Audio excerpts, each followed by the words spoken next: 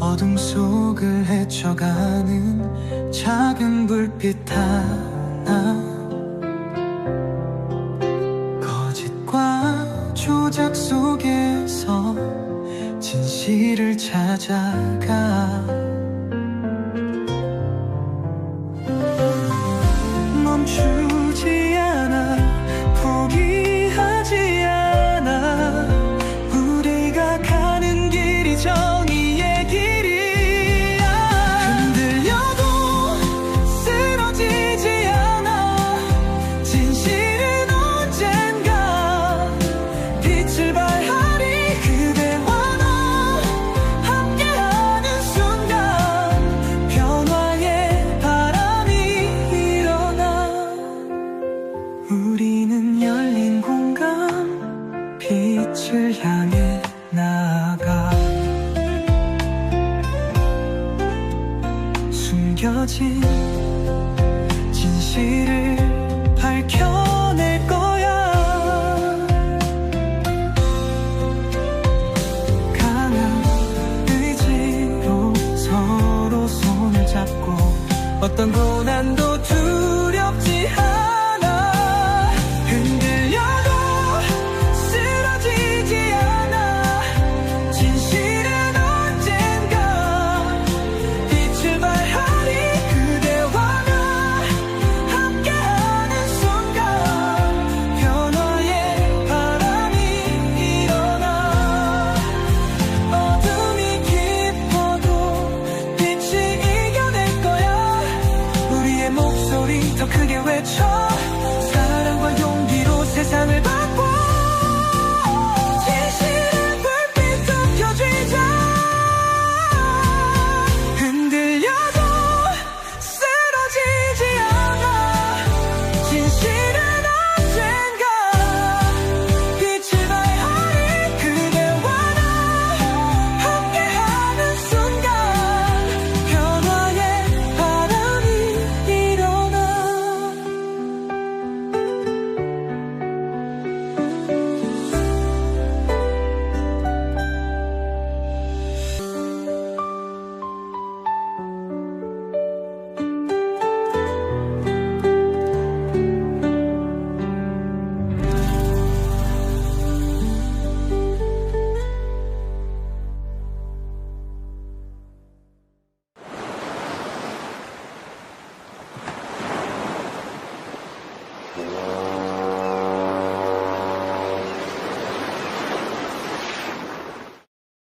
네, 열공 시청자 여러분 안녕하십니까? 열린공감TV 정천수 PD입니다. 10월 15일 수요일 밤 9시 취재공책 시작하도록 하겠습니다. 조선필 기자님 자리하셨습니다. 네, 먼저 오늘도 국감이 진행이 됐는데요. 대법원 법사위 국감에서 아주 유의미한 내용이 나왔다고 합니다. 종이 기록으로 이재명 당시 대표 사건의 기록을 검토를 해야만이 위법하지 않다라는 거예요. 네. 그게 법적으로 규정이 되어 있다고 합니다. 그 10월 10일부터 전자기록이 허용되기 시작해서 네. 그 7월 시점에 그러니까 이재명 대통령의 재판 관련해서는 종이 기록만을 봐야 된다 이런 얘기가 나왔습니다. 그렇죠. 그러니까 7만여 쪽에 해당하는 이재명 대표 사건에 대해서 종이 기록으로 확인을 했는지에 대한 질문에 네. 오늘 법원 행정처장이 확답을 하지 못했다고 합니다. 네, 제대로 된 말을 못 하더라고요. 네. 만약에 전자기록으로 검토를 했다라면 이 자체가 위법한 겁니다. 네. 즉 로그 기록을 뭐 확인하고 자시고도 필요가 없었던 거죠. 그렇죠. 아예 무효가 되는 거니까. 네. 네. 종이 기록으로 검토치 않았다라면 이재명 대표 당시 파기환송 심리 절차 자체가 현행법에 위반하게 된 겁니다. 네. 대법원에서 법을 어겨가면서 파기환송을 시켰다는 얘기잖아요. 그렇게 급한 사정이 있었던 것 같습니다. 네, 제가 볼 때는 종이 기록으로 7만여 쪽을 절대 봤을 리가 없을 것 같아요. 그렇습니다. 아까도 저도 잠깐 보고 왔는데 네. 200페이지짜리 한 300몇 건 된다고 하더라고요. 200페이지짜리 300몇 건? 그러니까 한 7만 페이지 되겠죠. 다 와. 합치면. 그럼 그것을 어디 숨기기도 힘들 것 같은 대법원에서 네. 제대로 된 답을 못 하더라고요. 그 행방을 묻는데. 네. 네, 아무튼 이번에 딱 걸린 거죠. 네, 그렇습니다. 네. 하여튼 뭐 조희대 대법원장 언제까지 버틸 수 있을지 지켜보도록 하겠습니다. 자, 저는 개인적으로 이 사진을 참 좋아했습니다. 세 분 모두 다 저한테는 개인적으로 뭐 이런저런 취재를 통해서 알게 된 분들이기도 하고, 지난 윤석열 정권에서 가장 고통받고 탄압받은 대표 공직자들로 알려져 있는 분들이기 때문에 저보다는 더 연배가 아래이시지만은 무척 존경하는 세 분이기도 합니다. 그래서 누구보다 오랫동안 세 분이 정의의 사도가 되어주기를 바래왔던 사람 중에 한 명이기도 합니다. 자, 그런데 저 사진 속에 우리 일반인들은 모르는 그런 일이 하나 있습니다.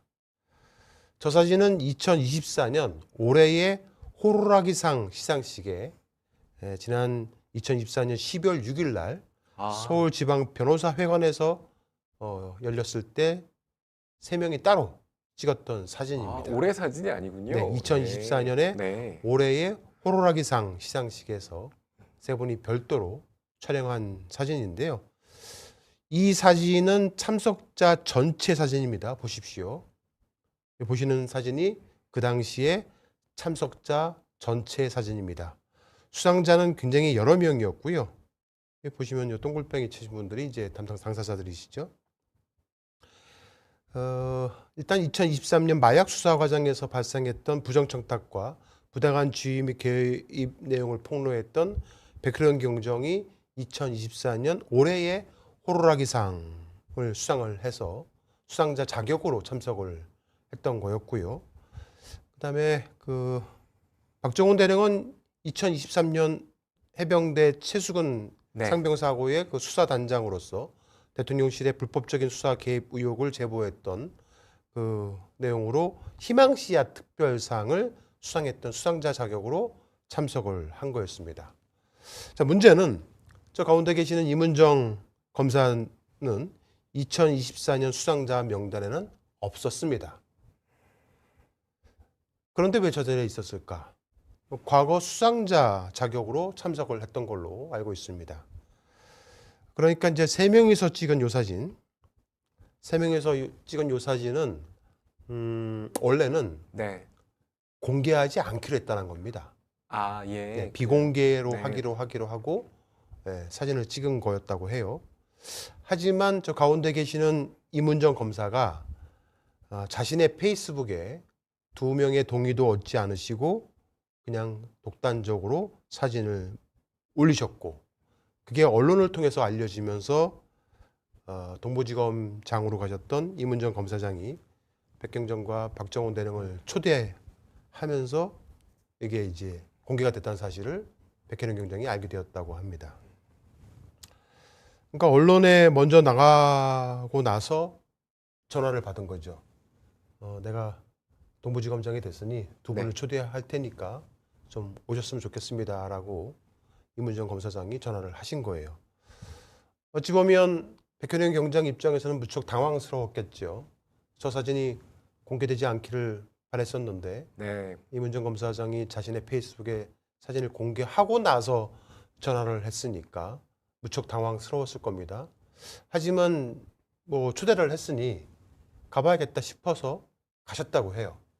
네. 그런데 저 옆에 계시는 박정훈 대령은 안 온 거예요. 아, 그 초대에 대해서. 예. 네. 그래서 내가 잘못 온 건가? 나도 오지 말았어야 되는 건가? 왜냐면 공개하지 않기로 했던 사진이 공개됐기 때문에 박정훈 대령 입장에서는 약속을 어겼다고 생각을 하셨겠지요. 그래서 아마 안 가신 것 같은데 백혜련 경장님은 그래도 가셔가지고 임은정 검사를 만났다고 합니다. 자, 뭐 구체적인 이유는 뭐 정확히 모르겠습니다. 박정훈 대령이 왜 부참했는지에 대해서는 정확히 모르겠지만 뭐 추정하건대 그런 이유가 있지 않을까 생각을 합니다. 지난 12일이었죠, 일요일 날. 네, 맞습니다. 네. 속보가 나왔었죠. 네. 공휴일임에도 불구하고 추석이 막 끝나자마자 이재명 대통령이 서울 동부지검의 세간마약 수사 외압 의혹 수사에 대해서 의혹 제기의 당사자였던 백혜련 경정을 파견하라는 등의 이례적인 지시를 내렸습니다. 이 굉장히 이례적인 지시입니다. 예, 대통령이 직접. 네. 그렇죠. 어떻게 보면 대한민국 경찰 공무원이 어마어마하게 많잖아요. 네. 그럼 이제 어찌됐든 대통령이란 지위에 있는 사람으로서 일개 경정급에 대한 파견 지시를 내린다는 게 자칫 야권으로부터 공격을 받을 수 있는 오해 소지가 충분히 있음에도 불구하고 이례적인 지시를 내린 거죠. 그리고 이재명 대통령은 서울 동부지검에 설치된 세간마약 수사 외압 의혹 검경 합동수사팀, 합동수사팀의 수사와 관련해서 더욱 철저한 수사를 당부를 하기도 했습니다. 그리고 이문정 검사장한테 필요하다라면은 추가로 지휘 고하를 막론하고 성역 없이 독자적으로 수사할 수 있도록 여러 지원을 아끼지 않겠다라는 말씀도 하셨다고 합니다. 그러니까 엄정하게 수사를 해달라고 부탁을 한 거죠. 그러니까 이것에 대해서 대통령실 관계자는 그간 관련 수사가 미진한 것 아니냐는 지적에 있어 왔기 때문에 수사를 보강하려는 차원이라는 설명을 하기도 했습니다. 예, 그러자 유재선 경찰청장 직무대행이 그저께 13일 월요일 오전에 정례 기자간담회 자리에서 파견을 받는 기관에서 요청을 해오면, 그러니까 보내달라고 해오면 검토를 하겠다라고 밝혔습니다. 그리고 얼마 뒤에 이문정 동부지검장이 대통령실에서 염려하는 것처럼 관련 수사가 미진한 게 아니다, 그게 아니라 잘 수사를 하고 있다는 내용의 글을 자신의 페이스북에 저렇게 올렸습니다. 주요 내용을 좀 말씀드리면은 서울 동부지검 세관 마약 밀수 연루 의혹 합동수사팀의 교체 및 존치 여부 등에 대해 이문정 지검장은 지난 8월 이재명 대통령의 지시로 합동수사팀에 대한 수사 지휘권을 대검찰청에서 인계받아 관련 수사 기록을 면밀히 검토했고 수사팀의 수사 상황을 챙기면서 수사팀의 수사 역량과 의지를 확인하고 깊이 신뢰하게 되었다.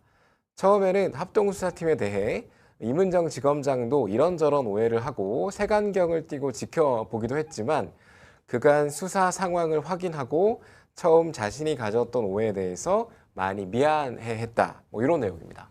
네, 이런 내용으로 본인의 이제 페이스북에 이문정 지검장이 올리신 거예요. 네. 자, 그리고 이문정 지검장은 합동수사팀이 그동안에 수사를 했고 인천 세관, 경찰청 보십시오. 자, 여기 보시면 네, 이렇게 합동수사팀원들의 대견하지 못해 존경스럽다는 생각도 할 정도다라는 예. 말을 하기도 했고요. 수사를 해가지고 굉장히 많은 성과가 있다라는 식으로 말을 하는데 여기 보시면 지난 6월 합동수사팀이 출범한 이후에 합동수사팀은 인천세관, 네. 경찰청, 서울청, 관세청, 주요 피의자 주거지, 마약 밀수 피의자의 수용 거실 등 총 28개 장소에 대한 광범위한 압수수색, 마약 밀수범 16명, 직권남용 피의자 6명, 총 22명을 입건했다는 얘기잖아요. 네. 자, 시청자 여러분, 저기에 합동수사팀은 인천세관, 경찰청, 서울청, 관세청, 주요 피의자들의 주거지라고 되어 있잖아요. 네. 여기에 검찰이 있습니까? 검찰이 빠졌습니다. 검찰청이 빠졌죠. 네. 여기에 국정원이 있습니까? 없습니다. 국정원이 빠졌죠. 네. 여기에 대통령실이 있습니까? 없습니다. 자, 검찰청, 국정원, 대통령실을 수사해야 한다라고 말하는 사람이 백혜령 경정이었습니다. 네. 그런데 어찌된 영문인지 이문정 검사는 인천세관, 경찰청, 서울청, 관세청 관련된 주요 피의자들만 22명 정도를 입건했다. 그것이 성과다. 라고 얘기를 하고 있는 겁니다. 그리고 이런 내용을 그동안에 외부에 알리지 않은 이유는 특검 수사팀과는 별개로 피의 사실 공표가 위법한 행위이기 때문에 그렇다라고 적었습니다. 아닌 것 같다고요? 여기 보시면 어딘가 있어요. 하도 여기 맨 위에 있네요, 그죠? 예. 한번 읽어주세요, 맨 위쪽에. 네, 제가 읽어드리겠습니다. 네. 언론 브리핑이 허용되는 특검 수사와 달리 일반 형사 사건은 피의 사실 공표가 위법이어서 수사 상황 유출은 비정상적인 사건 사고입니다. 네. 시청자 여러분, 그동안 우리는 특검 이전의 각종 사건 사고 중에서 국민이 정말 지대한 관심을 갖고 있는 사건 같은 경우에는 네, 검찰이든 경찰이든 공보팀의 언론을 통해서 네, 공보팀의 언론 플레이를 통해서 사건 경과 보고를 받아왔습니다. 그렇습니다. 뭐 중간 브리핑이나 뭐 여러 가지 그 루트로 들었던 기억이 있습니다. 네. 특검에 관련된 수사가 아니더라도 국민적 관심 사안, 뭐 이럴 경우에는 검찰과 경찰 특별히 공보팀이 있고 공보관을 통해서 수사 진행 상황을 국민께 소상히 알려왔던 것이 팩트입니다. 그런데 갑자기 이제 와서 피의사실 공표가 위법하기 때문에 수사 진행 상황을 알리지 않았다. 마약 사건만큼 특히 네. 이 말레이시아 마약 사건은 김건희 일가가 개입해서 예, 마약 사업을 한 것이 아닌가 하는 의혹이 제기가 됐었고 엄청난 국민의 관심사가 된 사안이었습니다.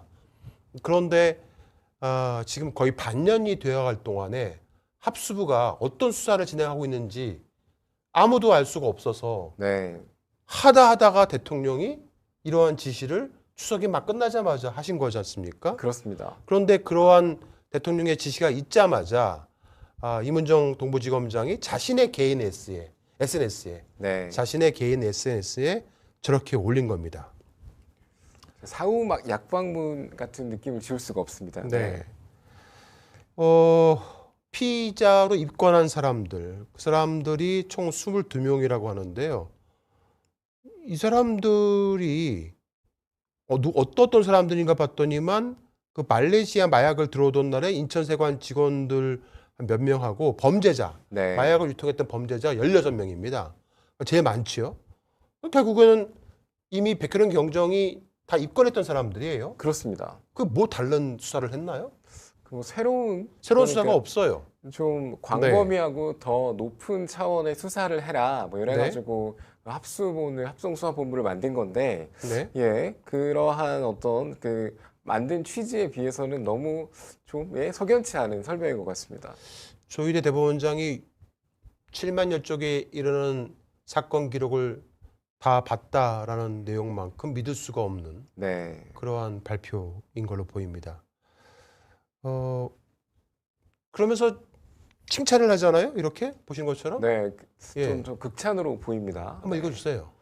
예. 빨간 줄. 빨간 박스. 줄에 읽어드리겠습니다. 세간의 주목을 받는 합수팀 수사에 있어 보안이 철저히 지켜지는 것이 어찌 보면 이례적인 것이어서 수사의 정도를 지키며 거대한 의혹의 산더미를 묵묵히 파헤치고 단단하게 사실관계를 찾아가는 합수팀원들이 대견하다 못해 존경스럽다는 생각도 했습니다.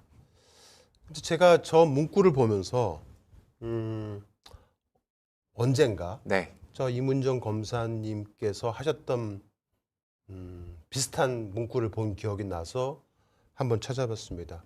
다시 한번 화면 보시면 네, 존경스럽다라는 네, 생각도 했다고 하잖아요. 예, 그러니까 수사를 열심히 했고 합수팀원들이 그렇게 해서 열심히 수사를 했으니 나는 합수팀원들을 신뢰한다. 그런데 왜 이재명 대통령이 굳이 백혈영을 파견해서 수사하라고 하는지 모르겠다. 뭐 이런 뜻인 것 같아요. 그죠?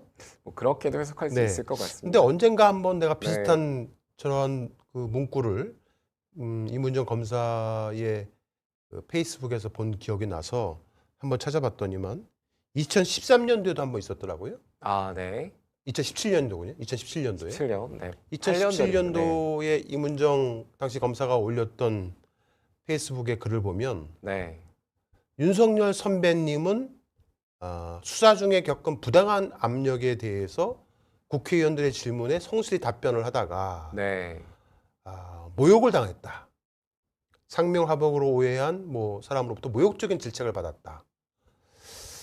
그래서 윤 선배가 이제 윤석열이거든요. 네, 윤석열 선배가 해명할 분이 아니기도 하고 그게 또 그러니까 이문정 검사 자신이 겪은 고통 같기도 해서 해명을 해드리고 싶은 마음이었다 오히려.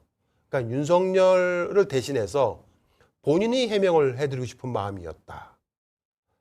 더군다나 윤 팀장, 그러니까 윤석열은 수사 경력으로나 인품으로나 자신의 비할 바가 아니어서 이 시기를 잘 이겨내시길 바란다. 그래서 마음이 시려온다. 아프다. 이런 얘기를 한 거예요. 맨 밑에 보시면 힘겨운 일을 가시는 분들에게 함께하는 마음을 전합니다. 윤석열 선배가 굉장히 힘든 길을 가시는 것 같으니 함께하는 마음을 전합니다. 라고 2017년도에 글을 올린 적이 있었던 것을 발견을 했습니다. 제가 드리고 싶은 말씀은 제가 현재 이문정 검사를 디스하고 싶은 마음은 일절 하나도 없습니다. 저도 개인적으로는 이문정 검사가 어물한 시절에 고통받았던 그 당시에 응원했던 사람 중에 한 명이기도 하고 지금도 여전히 어떤 면에서는 응원하고 있기도 합니다. 임 지검장이 정의로운 사람일 수는 있어요. 정의로운 사람일 수 있죠. 네. 많은 민주진보정에 계시는 분들이 임 지검장을 향해서 정의로운 검사로 그렇게 알고 있기 때문에 그렇습니다. 하지만 그도 실수하는 사람입니다. 사람이기 때문에 실수할 수 있다는 거죠. 네. 2013년 당시에 이문정 검사는 윤석열에 대한 부당한 압력에 고난을 겪은 훌륭한 검사 선배라고 칭했었습니다. 자신이 대신 해명을 해드리고 싶은 심정이라고도 했습니다. 그리고 윤석열의 인품이 자신의 비할 바가 아닐 정도로 훌륭한 분이라고 칭송하기도 했었습니다. 이렇듯 그 역시 때때로 틀릴 수 있는 사람이라는 점입니다. 예. 그래서 이재명 대통령이 우리가 수사를 잘 하고 있는데 오해를 하시는 것 같아서 수사의 공정성과 편향성 논란이 제기되지 않도록 공부한다라고 이렇게 입장문을 발표했습니다.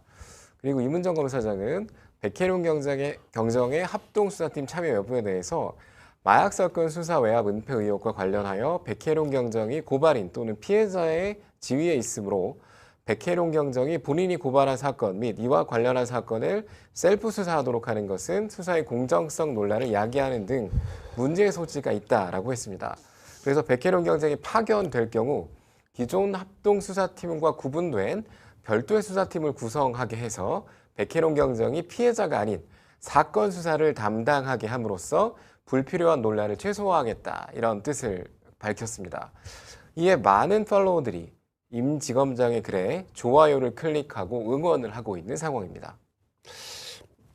어떤 분들은 채팅창에 2017년 당시에 이문정 검사가 자신의 페이스북에 윤석열에 대해서 칭송하는 글을 올린 것은 그때는 누구나 다 그랬던 시기가 아니겠느냐라고 또 말씀을 하고 계시는 분이 있으셔서 추가로 말씀을 좀 드리자라면은 이문정 검사는 우리 같은 일반인들이 아닙니다. 그죠? 네. 예, 검사의 신분입니다. 그리고 그 당시 2017년에도 윤석열은 김건희와 부부로 함께 지내면서 각종 비리 의혹을 갖고 있었던 사람 중에 한 명이고 또 저희가 취재를 통해서 알아낸 바에 의하면은 2017년 그 당시에도 검사들 내에 윤석열이라는 사람이 굉장히 문제 있는 검사 그리고 그의 부인 김건희가 굉장한 각종 사건 사고에 연루되어 있는 사람으로 소문이 나 있고 몇몇 또 사건들은 수사 중에 있기도 했었던 시기였었습니다. 우리하고 다른 사람인 거죠. 이문정 검사는 정보가 있는 사람이란 거예요. 그렇죠. 모를 수가 없었다고 보는 게 상식적일 것이다 이런 추론입니다. 네, 그러니까 우리 일반 민주진보정에 계시는 2017년 당시에 윤석열이 정의로운 검사라고 생각했을 때와 그 당시에 이문정 검사는 다른 의견을 갖고 있었어야 하지 않았을까라는 아쉬움이 있는 겁니다. 자, 아무튼 이번에는 그 임 지검장의 이제 페북글이 먼저 올라왔다고 말씀드렸잖아요. 네. 그러니까 그 이재명 대통령이 백혜룡 경정에 대한 파견 지시를 내리자 이문정 지검장이 자신의 페이스북에 저런 글을 올린 거예요. 그러니까 한 시간 만에 이번에는 이제 또 백혜룡 경정이 네. 자신의 페이스북에 저렇게 글을 올린 겁니다. 네. 그러니까 이문정 지검장이 만약 페이스북에 그런 글을 올리지 않았다라면 라는 아쉬움이 좀 있어요. 예. 어쨌든 그 글을 읽어보셨겠죠. 네. 백혜룡 경정이 읽어보고 나서 약간 좀 뭐라고 할까 감정이 격앙된 감정이 상태. 격앙된 네. 것 같아요. 그 상태 글을 읽어보면 그런 것 같아요. 네. 그러면서 페이스북에 글을 올렸는데 요지는 다음과 같습니다. 갑자기 인사발령을 냈다는 거예요. 갑자기 네. 아무런 언질도 없었고 어떠한 협의도 없었다. 그래서 폭거다라고 적었죠. 아무런 협의 없는 폭거입니다. 자신에게 입장 한번 묻지도 않았고 출퇴근도 꽤 불가능한 거리라는 거예요. 백양 네. 경장이 어디 사시더라? 예, 부천으로 알고 있습니다. 부천에 사시는데 송파인가? 이게 저희 집에서 그 동부지검 가기도 너무 먼데 예. 부천에서 가면은 거의 한 3시간 걸릴 것 같은데? 거기 지방 가는 예. 것과 더 멀 것 같습니다. 한 예. 3시간 걸릴 것 같아요. 네. 그래서 어쨌든 출퇴근도 불가능한 거리에 외압의 당사자였기 때문에 이해 충돌 여지가 있다면서 호도하는 곳에 한 달만 인사발령을 내린 겁니다. 수사할 수도 없는 인원에 수사 지휘권도 없이 신변을 정리할 시간도 안 주고 혼자만 딸랑 단장 등 그 검사들이 포진된 곳에 가서 또 백혜련 경정이 위법하다고 생각하고 있는 함수단에 합류하라고 지시가 내려온 겁니다.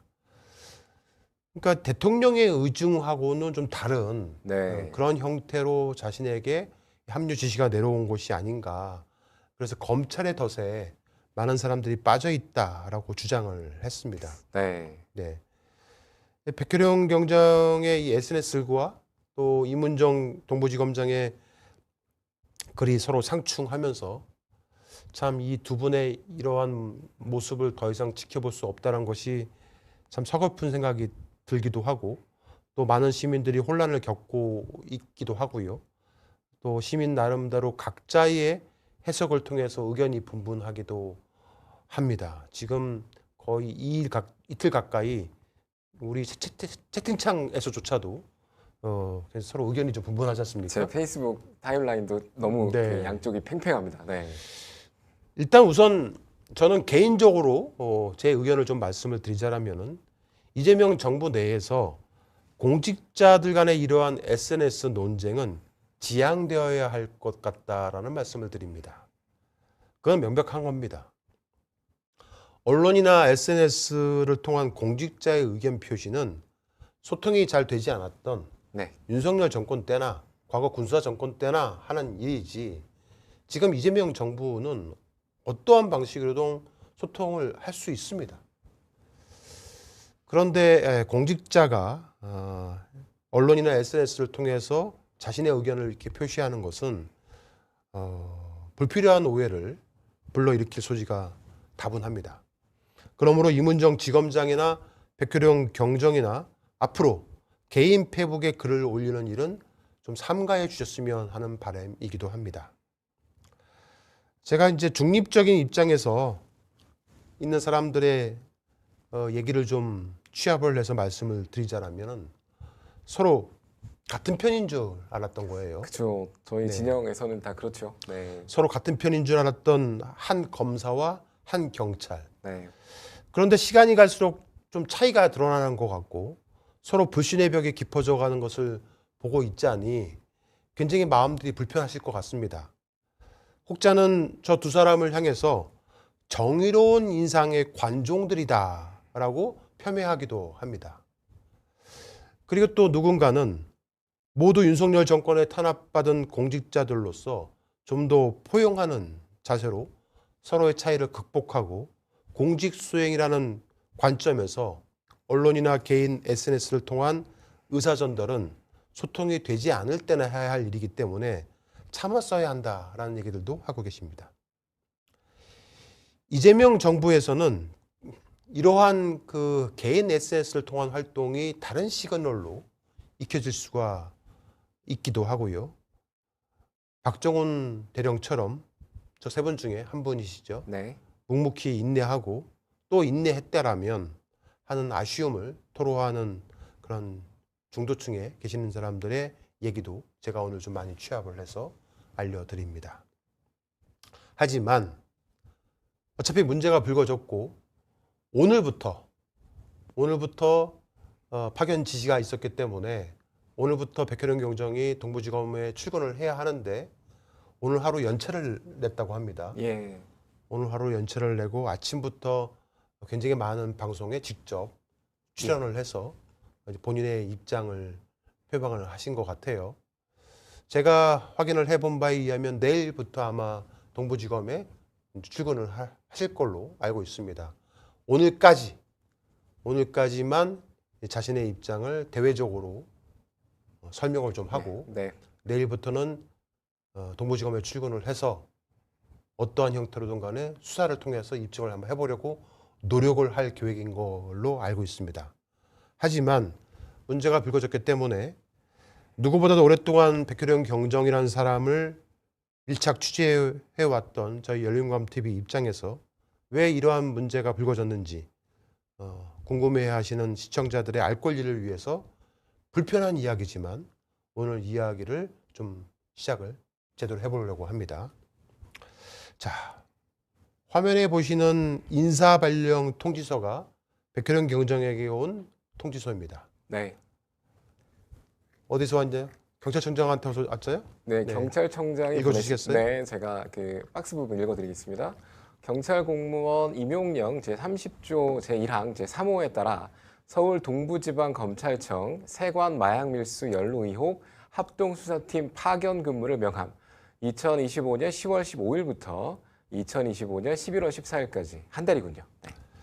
딱 한 달 남짓 파견 근무를 하라고 인사발령 통지서를 백혜령 경정에게 일방적으로 통지한 겁니다. 네. 왜 일방적이냐? 아무런 협의가 없었거든요. 뭐 사전에 뭐 기간이라든지 네. 이런 언질이 전혀 없었다고 합니다. 네. 자, 그런데 그 앞서 이문정 검사장이 자신의 페이스북에 공개했던 요 내용 어디에도 저 아래쪽에 보시면 백혜령 경정에 파견될 경우 어쩌고저쩌고 쭉 돼 있잖아요. 네. 근데 저 이외에 그 어디에도 백혜령 경정이 수사팀에 합류할 경우에 몇 명의 수사진과 함께 수사를 할 수 있을지에 대한 내용이 없어요.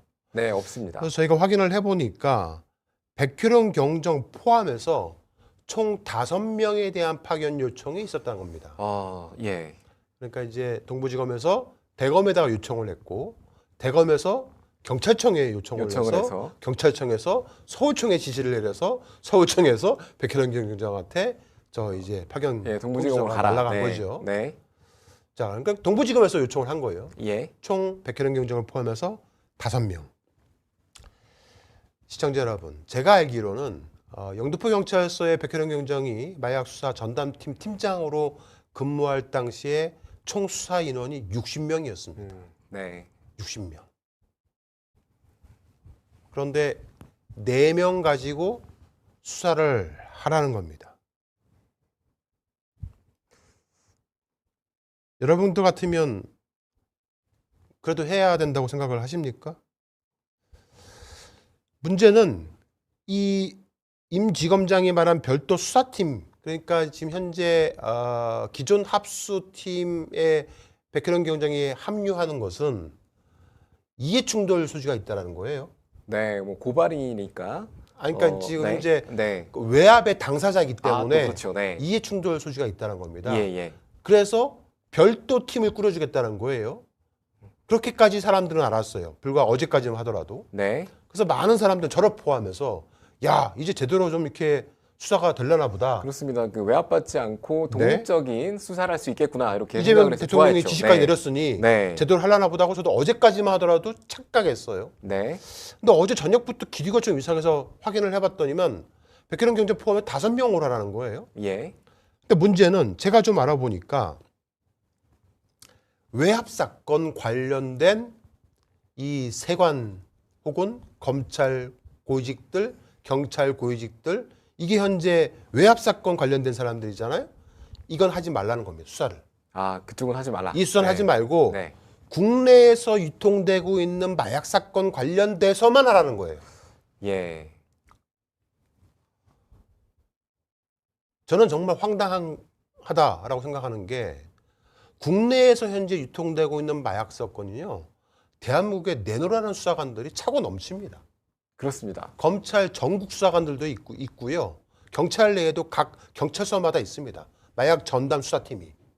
그죠? 그거는 뭐 통상 그 일상에서도 그 매일매일 수사가 되고 있는 것으로 알고 있습니다. 그들이 하면 돼요. 네. 근데 왜 굳이 백혜령 경정을 동부지검까지 파견을 오라고 해갖고 딸랑 4명만 주고 5명이서 한 달도 안 되는 기간, 그 기간 동안에 그것도 국내 마약 유통 사건에 관련되면 국한돼서 수사를 하라고 하면 백혜령 경정 입장에서 저렇게 받아들일 수 있는 내용이라고 생각하십니까? 받아들이기 힘들 것이라고 아무런 배려조차 없고 무작정 발령부터 내버리고, 그러니 백혜령 경정의 입장에서는 자신의 위치, 직급을 실감할 수밖에 없는 거죠. 그렇습니다. 경정이라는. 네. 네. 더군다나 자신과 손발을 맞춰왔던 베테랑 수사관들을 파견해달라는 것도 아니고 생면부지에 누구와 수사를 같이 할지도 모르는 그 4명을 지원자를 일단 받겠다고 했대요. 그런데 예. 지금 아무도 지원 안 하고 있다고 합니다. 네. 누가 가겠어요, 저게? 저기 갈 사람은 없을 것 누가 같습니다. 가겠냐고. 경찰들도 수사관들이 바보가 아니죠. 네. 이러한 거대한 사건에 60명이 움직여도 될까 말까 하는데 꼴랑 5명이서 수사하는 경우에 그 수사 책임자가 백혜령인데 여기 가겠냐고요. 그 가기 힘들 것 같은데요. 아무도 지원자가 안 나와요. 네. 이제 결국은 착출하겠죠. 착출을 해서 강한 사람들이 과연 자발적으로 정말 열심히 수사를 하겠습니까? 저는 시간만 보낼 것 같습니다. 누가 수사를 하겠습니까? 더군다나 경찰 수사관들은 수사를 하다가 어떠한 결정적 증거와 의혹이 나오면 할 수 있는 게 압수를 해야 돼요. 그죠? 그렇습니다. 그럼 뭐가 필요합니까? 영장이 필요합니다. 압수수색 영장이 필요합니다. 네. 그 영장 누가 발부해 줍니까? 그건 경찰이 할 수 없습니다. 검찰이 해야 됩니다. 검찰이 법원에 발부받는 거 아니에요? 네. 그러면은 현재 백혜령 경정이 수사하고자 하는 사람들이 그 합수부에 있는 검찰들이에요. 검사들이에요. 예. 그 사람들한테 영장을 받아야 돼요. 네. 영장 줄까요? 주기 힘들겠죠. 그래서 기가 막히다는 겁니다. 그래서 마약 게이트 관련해서 실질적으로 수사할 수 있는 권한을 부여하고 성역 없이 지위고하를 막론하고 수사할 수 있도록 조치하라는 것이 대통령의 지시였어요. 그죠? 그렇습니다. 그런데 이게 허망해 보일 수밖에 없습니다. 누가 대통령의 지시를 무시하고 있는 걸까요? 당초에는 그러니까 백혜령 경정이 수사팀에 합류한다고 했을 때 거의 뭐 저도 그랬고요. 어떤 지위와 어떤 그 권한이 주어질 줄 알았거든요. 네. 근데 지금 좀 뜯어 보니까 열어보니까 그것과는 좀 거리가 먼 상황으로 흘러가고 있는 것 같다. 예, 이렇습니다. 네. 다시 한번 말씀드립니다. 전화 열린공감TV는 이문정 지검장을 디스할 마음은 1도 없습니다. 개인적으로는 이문정 지검장을 여전히 응원하는 사람 중에 한 명입니다. 왜냐하면 제 눈으로 저도 취재를 통해서 지난 어목했던 윤석열 정권 내에서 이문정 지검장, 그 당시 이문정 검사가 어떤 탄압을 받아왔는지를 너무나 잘 알고 있는 사람 중에 한 명이기 때문에 가급적이면 이문정 검사장에 대해서 이래라 저래라 말을 하고 싶지는 않습니다만은 그거는 그거고, 예. 취재를 통해서 알게 된 내용에 대해서는 다시 한번 정리를 해서 말씀드릴 수밖에 없을 것 같습니다. 지난 윤석열 정권의 희대의 마약 사건을 수사를 해서 정말 큰 성과를 냈습니다. 굉장히 많은 마약 사범들을 일망타진했고 검거했습니다. 그리고 무려 100kg이 넘는 마약을 유통되기 직전에 다 압수했습니다. 이러한 사람은 1계급이 아니고 2, 3계급 특진을 해줘도 모자랄 판인데 네.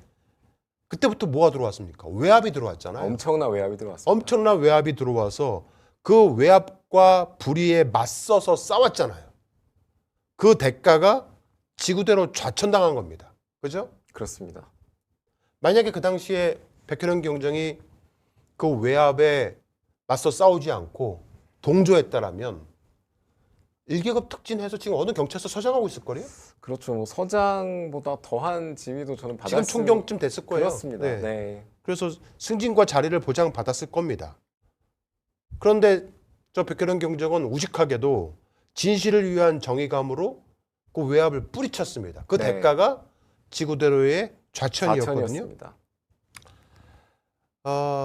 백혜련 경정이 지금처럼 언론 플레이를 시작하게 된 배경과 원인을 제가 누구보다 잘 압니다. 네.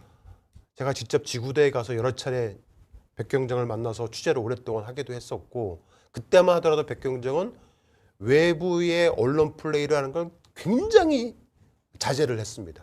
네, 저와 대화할 때도 상당히 조심스럽게 한자 한자 아주 신중하게 말씀을 하셨거든요. 맞습니다. 굉장히 네. 자제했었고, 네. 외부의 언론에 나가는 거를, 노출되는 거를 굉장히 힘들어했습니다. 예, 그렇습니다. 네. 그 당시에 뭐 한겨레인가 어디에서 네. 한두 곳 정도에서 피디첩하고 두 곳 정도에서만 겨우, 그건 다 이제 그 녹화 방송이니까 그렇게 해서 했던 거 외에는 가급적이면 좀 뭐랄까 그 생방송에 나가거나 특히 유튜브 채널에 나가는 거에 대해서는 굉장히 조심스러워했던 예, 적이 저도 있었습니다. 알고 있습니다. 네. 그리고 그때 오랫동안 취재를 하면서 하게 됐던 내용들이 자신에게 오는 이 어떤 외압들을 자기가 벗어날 수 있는 길은 없다는 걸 알고 있는 거예요. 하지만 옷을 벗지 않고, 그러니까 옷 벗으라고 이제 지구대로 보낸 거잖아요. 그렇죠. 근데 옷을 벗지 않고 버티면, 견디면 언젠가는 진실을 세상에 알릴 기회가 올 것이라는 그 믿음, 네. 그거 하나 가지고 이 악물고 버텼거든요. 네. 자, 그래서 기다렸죠. 이재명 대통령이 당선되시고 나서 6월 4일날 당선되셨잖아요. 그렇습니다. 그리고 6월 10일인가 그때 합수팀이 만들어졌어요. 네. 그때만 하더라도 대통령의 지시도 있었던 것이 아니고 아무런 이재명 대통령 당선인이 아무런 지시도 내리지 않았는데 검찰이 알아서 경찰하고 세관하고 싸바싸바 지네끼리 그냥 자기들끼리 알아서 만든 게 지금의 합수팀이에요. 예, 그때 백경정님이 예. 이거는 이상하다. 네. 그날 바로 저희한테 말씀을 해주셨어요. 정확히 기억이 납니다. 네. 그리고 나서 시간이 지금 지났잖아요. 네. 오랫동안. 시간이 지났는데 아무런 성과 보고도 없고 도대체 어떻게 이 마약 사건이 진행이 되고 있는지 국민들은 궁금해하는데 네. 동부지검에서는 아무런 얘기가 없었으니까 처음에는 뭐 동부지검장인 이문정 지검장이 지휘권이 없어서 그런 거 아니냐 해서 지휘권을 줬잖아요. 네. 지휘를 하라고. 원래 대검이 갖고 있던 지휘권을 좋죠. 뺏어가지고 줬잖아요. 그러면 잘할 거라고 생각을 했단 말이죠. 저 역시도 그렇게 알았어요. 예. 저도. 네. 그런데도 성과가 없고 아무런 얘기가 없으니까 하다가 참다가 이재명 대통령이 야당으로부터 지금 뭐라고 할까 이게 남용 뭐지 그거? 그 쉬운 말로 꼬투리를 잡힐 것을 그렇지. 인지하면서도 예. 예. 그래서 뭐 그 지휘권 남용, 권한 남용이요? 권한 남용, 네. 예, 그런 말을 들을 각오를 하시면서까지도 어떻게 보면 일개 백혜련 경정을 파견하라고 지시를 내린 거일 수도 그렇습니다. 있어요. 경정급이거든요. 네. 그 오죽하면 그러셨겠냐고 이재명 대통령이. 제가 그렇죠. 이재명 대통령인데요. 대통령의 네. 입장을 생각을 해보자면 네. 답답하시니까 네. 수사하라고 네. 이문정 지검장 앉혀놓고 예. 또 지휘권까지 줬는데 이거 제대로 된 수사 보고가 안 올라오는 것 같으니 그걸 백혜정 경정보고 한번 해보라고 한 거란 말이잖아요. 그렇습니다. 그렇게 해석하는 게 맞습니다. 예. 그런데 갑자기 SNS에 이문정 지검장이 딱 올려갖고 우리 성과가 있었다라고 네. 해버린 거예요. 예. 그러니 빡치지. 그럼 백혜룡이 안 와도 된다라고 해서 그런 의도라고 해석할 수밖에 없게 되는 거죠. 네. 근데 이재명 대통령이 정치적 부담을 무릅쓰고 마약 사건에 대해서 언급한 것은 마약 수사 외압 의혹에 대한 엄정 수사와 백혜령 경정에 대한 파견 지시 두 가지거든요. 네. 근데 여러분들 마약 수사 외압 의혹 사건하고요. 마약 수사하고는 완전히 다른 겁니다. 다시 한번 그렇죠. 말씀드리지만 네. 대한민국의 마약 수사를 할 수 있는 경찰, 검찰 수사관들은 차고 넘칩니다. 네. 그런데 지금 백혜령 경정을 한 달 동안 파견받아서 그거 하라는 거예요. 마약 수사. 그렇죠. 근데 백혜령 경정이 하고 싶은 거는 일반적 마약 수사를 하고 싶은 게 아니고 말레이시아 마약 외압 사건에 있어서 네. 김건희 일가가 이 마약을 가지고 사업을 했을 걸로 추정되고 네. 그거를 막기 위해서 외압을 행사한 사람들을 수사하고 싶은 거예요. 그렇습니다. 수사 대상이 다른 거죠. 네.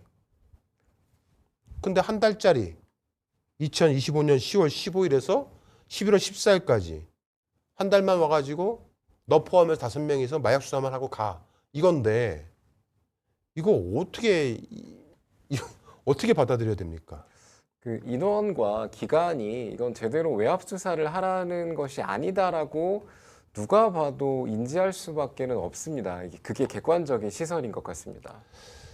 저는 그렇게 생각합니다. 백혜령 경정에게 어떠한 성과를 원한다라면 그만큼의 권한을 줘야 한다고 생각이 됩니다. 아무런 권한도 주지 않고 딸랑 한 달도 안 되는 시간에 4명의 수사관과 함께 현재 지원자가 한 명도 없다고 하는데요. 어떤 성과를 내길 바랍니까? 많은 사람들이 그런 말을 해요. 야, 왜 백혜령 자꾸 징징대는 거야? 야, 백혜령 너 공무원이 왜 자꾸 언론 플레이 하는 거야? 그냥 일단 가서 수사해. 근데 자, 수사를 하려면 전쟁이에요, 어떻게 보면. 그죠? 그렇습니다. 전쟁을 하면 무기를 줘야지. 네. 가서 맨주먹으로 싸우라고? 그것도 그 사건을 덮은 수사진들과 그 사건을 덮은 검사들이 포진되어 있는 호랑이 굴에 들어가서 맨주먹으로 싸우라는 겁니까?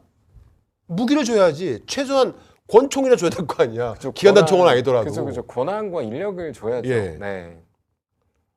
보여주기식 행위만 하라는 건데 그럴 거면 백혜령 경정 그냥 그때 그 외압에 동조해서 네. 예, 승진받고 좋은 자리 보직 얻어서 그냥 지금 현재 그 당시에 그 사건을 덮었던 경찰들과 함께 똑같이 진급해가지고 잘 먹고 잘 살면 될 일이었는데 왜 지금 저렇게 욕을 먹고 있어야 되는지 참 답답합니다. 저희 열린검티에 취재한 바에 의하면 말레이시아 마약 국내 유통 사건은 단순 외압 사건이 아닌 김건희 일가의 마약 사업 의혹 사건이 맞습니다. 열린검TV 취재 내용들 쭉 시청하셨던 분들은 그렇게 믿고 계십니다. 그러므로 이런 어마어마한 사건을 덮은 당사자들이 있는 국가 공권력을 가지고 있는 검찰, 경찰의 수뇌부들이 득실득실한 그 호랑이 굴에 들어가서 무기도 없이 한 달만 수사하고 빠지라는 것은 백혜령을 2번 죽이는 일이다라는 말씀을 드리고 싶습니다. 마약 게이트를 수사해야 할 사람이 백혜령인 것이지 그냥 일반 마약 사건을 수사할 사람은 차고 넘칩니다. 그리고 무엇보다 그 당시에 이 말레이시아산 마약 사건을 덮은 세력으로 추정되는 기관과 구성원들은 국정원, 검찰, 방첩사, 대통령실, 국가안보실 등입니다. 그런데 아까 이문정 지검장의 개인 SNS에 올린 내용에는 그들이 싹 빠졌어요. 단 한 명도 들어가 있지 않습니다. 다시 한번 말씀드리지만 동부지검에서 발표한 내용은 인천세관, 경찰청, 서울청, 관세청 요 사람들에 대한 주요 피의자들에 대해서 22명을 입건했다. 그러니까 저 사람들은 입건한 것뿐이지 구속한 것도 아니잖아요. 그죠? 예. 입건. 네. 입건으로 따지면 내가 3년 동안에 187건을 입건당했으니까 네. 어마어마하죠. 저도 네. 몇 건 없긴 하지만 네. 네. 입건으로 따지면 네. 아무 성과가 없는 거예요. 입건은 얼마든지 할 수 있습니다. 예. 성과가 없는 거예요. 근데 저기 보시면 어디에 검찰이 있습니까? 저 내용들 다시 한번 보여주세요. 저기 어디에 검찰이 들어가 있고 저기 어디에 국정원이 들어가 있고 방첩사가 들어가 있고 저기 어디에 대통령실 국가안보실이 들어가 있습니까? 저기 어디에 김건희 일가가 들어가 있습니까? 왜 검찰은 다 빠진 거예요? 왜 검찰은? 마약 밀반입 사건은 특가법상 무기징역까지 처할 수 있는 사건입니다. 사건을 은폐하고 덮으면요 30년 이하의 유기징역에 처할 수도 있습니다. 안보기관, 검찰 등의 수사기관 그 구성원들이 가담한 경우라면 가중처벌도 가능합니다. 그런데 백효령이가 오면 셀프 수사를 할 것 같다고요? 지금 합수단이 셀프 수사하고 있는 거예요. 합수단. 그렇습니다. 합수단이 하고 있습니다. 지금 백혜령이가 할 것 같은 게 아니고 합수단이 셀프 수사해서 내놓은 결과가 저거예요. 검찰로 향하는 수사를 원천 차단하는 역할을 합수단이 해온 겁니다. 이문정 지검장이 눈과 귀가 가려진 것인지 이문정 지검장이 일부러 그러는 것인지 이문정 지검장이 정의로운 사람은 맞는데 수사 경험이 없어서 그런지 그건 잘 모르겠습니다. 그건 잘 모르겠어요. 하지만 이상한 결과를 가지시고 지금 이상한 말씀을 하고 계시는 거예요. 하지만 어쩌겠습니까? 저 검찰의 덫이 너무도 견고한 것을 말입니다. 어차피 백혜련 경정은 혼자였습니다. 그걸 각오하고 지난 2년 넘게 싸워온 겁니다. 그리고 견뎌왔고요. 제가 알기로는 이재명 대통령은 생각보다 이 생각이 매우 깊으신 분이시라서 네. 결국 언젠가는 진정성을 알게 되실 거라고 믿습니다. 이재명 정부에서 공직기강의 틀 안에서 해결했으면 하는 바람은 여전합니다. 그래서 앞으로 내일부터로 네. 절대로 이문정 지검장이나 백혜련 경정이나 개인 SNS를 통해서 설전을 벌이는 일은 하지 않으셨으면 하는 네, 바람입니다. 지양했으면 좋겠습니다. 네. 불합리한 것들은 공식 절차를 통해서 항변하시기를 바랍니다. 개인적으로 저는 백혜련은 특검으로 보내야 한다고 생각이 됩니다. 특검에서 백혜련 경정이 자신의 수사팀원들과 함께 성역 없는 말레이시아 마약 외압 사건과 김건희 일가의 마약 연루 의혹 사건을 수사할 수 있도록 해줘야 한다라고 저는 생각을 합니다. 자, 다음은 김추식에 관한 새로운 취재 내용에 대해서 말씀을 드리겠는데 그 전에 일단 광고 보시고 진행하도록 하겠습니다. 광고 보시겠습니다. 완도 활전복 특가 이벤트 합니다. 살아서 싱싱하게 도착하는 완도 활전복. 당일 수확한 전복이라 회로 드셔도 좋고 찜이나 버터구이 죽으로 드셔도 정말 좋습니다. 사이즈는 특대 사이즈와 대사이즈 두 종류 준비했고요. 특대 사이즈 주문하실 경우 서비스 한 마리를 더 넣어드립니다.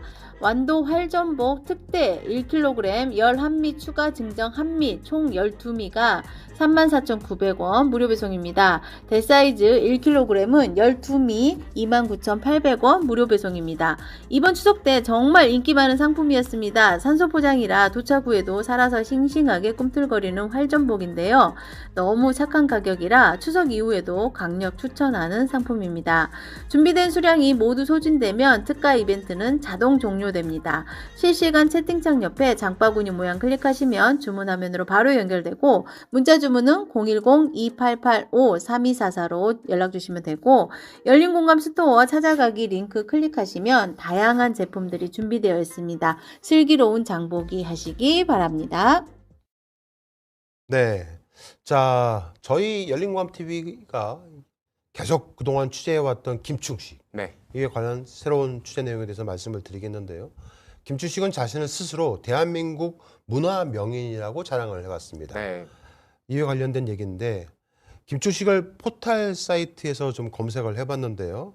화면에 보시는 게 이제 포털 사이트에 김충식하고 치면은 소속이 네. 한국예술문화단체 총연합회 고문이라고 되어 있고요. 네.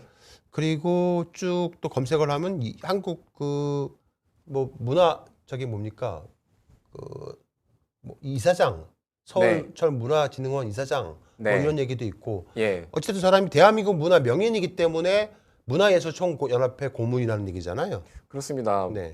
그렇습니다. 뭐 한국 예총이라고 불리는데요. 거기서 뭔가 자리를 차지하고 있다. 이런 뜻입니다. 네. 네.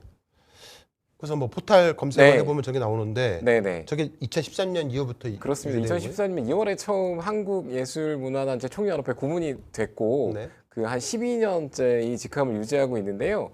한 번만 더 보여주시면 저게 재밌는 게 아래쪽을 좀 보시면요. 2달 전에 2025년 8월 13일에 본인 또는 대리인이 직접 관리하는 정보입니다. 이렇게 나와 있습니다. 그러네요. 네. 네, 그래서 제가 네이버 측에 확인을 해봤는데, 그 본인이 제공하고 편집하는 정보기 때문에, 네. 뭐 이거는 그냥 본인이 이야기하는 대로 이렇게 순서나 어떤 배열을 반영을 해준다고 합니다. 지지난달에 했네? 8월 13일 날? 그렇습니다. 2달밖에 안 됐습니다. 네.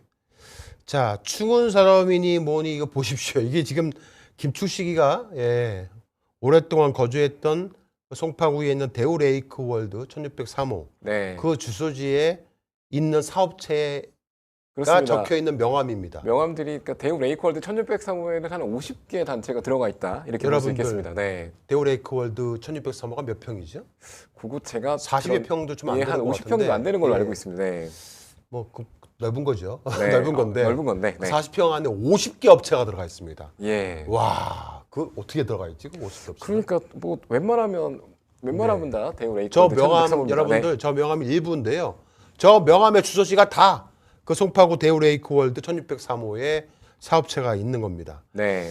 자, 그런데 저 수많은 사업체나 연세대, 중앙대, 건국대 같은 학부에 입학했던 경력도 없다는 것을 저희가 또 밝혀냈지 않습니까? 그렇습니다. 학교 당국 고위층들과 친한 학교 총동창회 경력 같은 건 찾아볼 수도 없었던 거고요. 네.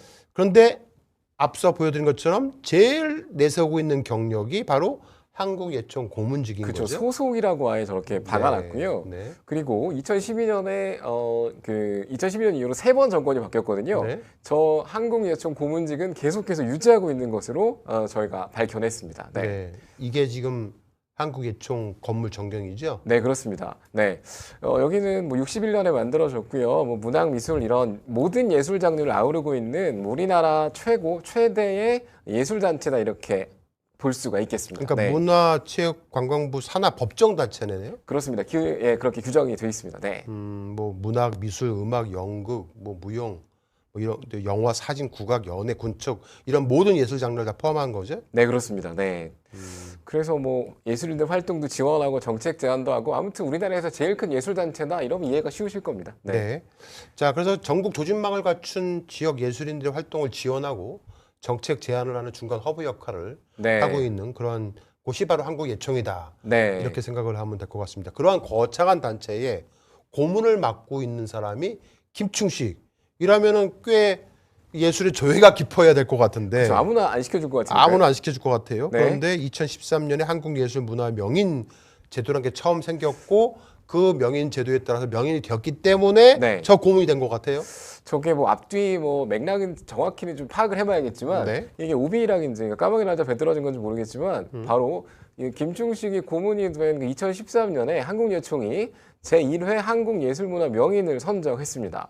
뭐 준비를 한 해 전부터 하긴 했는데 그래서 뭐 지역문화 맥을 잇는 이들을 공식적으로 인정하는 제도라고 소개를 하면서 이게 그 명인들이 쭉 제출하는 작품 소개집인가 봐요. 그죠? 이게 저희도 입수를 했는데 네. 그러니까 책자 형식으로 저렇게 자신의 어떤 지금까지의 그러네. 노력들 한국예술문화명인 인증 신청서 해가지고 네. 쫙 자기들이 작품을 쭉 이렇게 책자로 만들어서 예. 저 안에 뭐 페이지만 많은 게 아니고요. 제가 직접 봤는데 네. 뭐 작품 뭐 어디서 인증받은 상장, 표창장 이런 게 뭐 페이지마다 엄청난 가득했습니다. 노력을 해야만이 명인 타이틀을 받을 수 있는 거예요. 그렇습니다. 네. 네.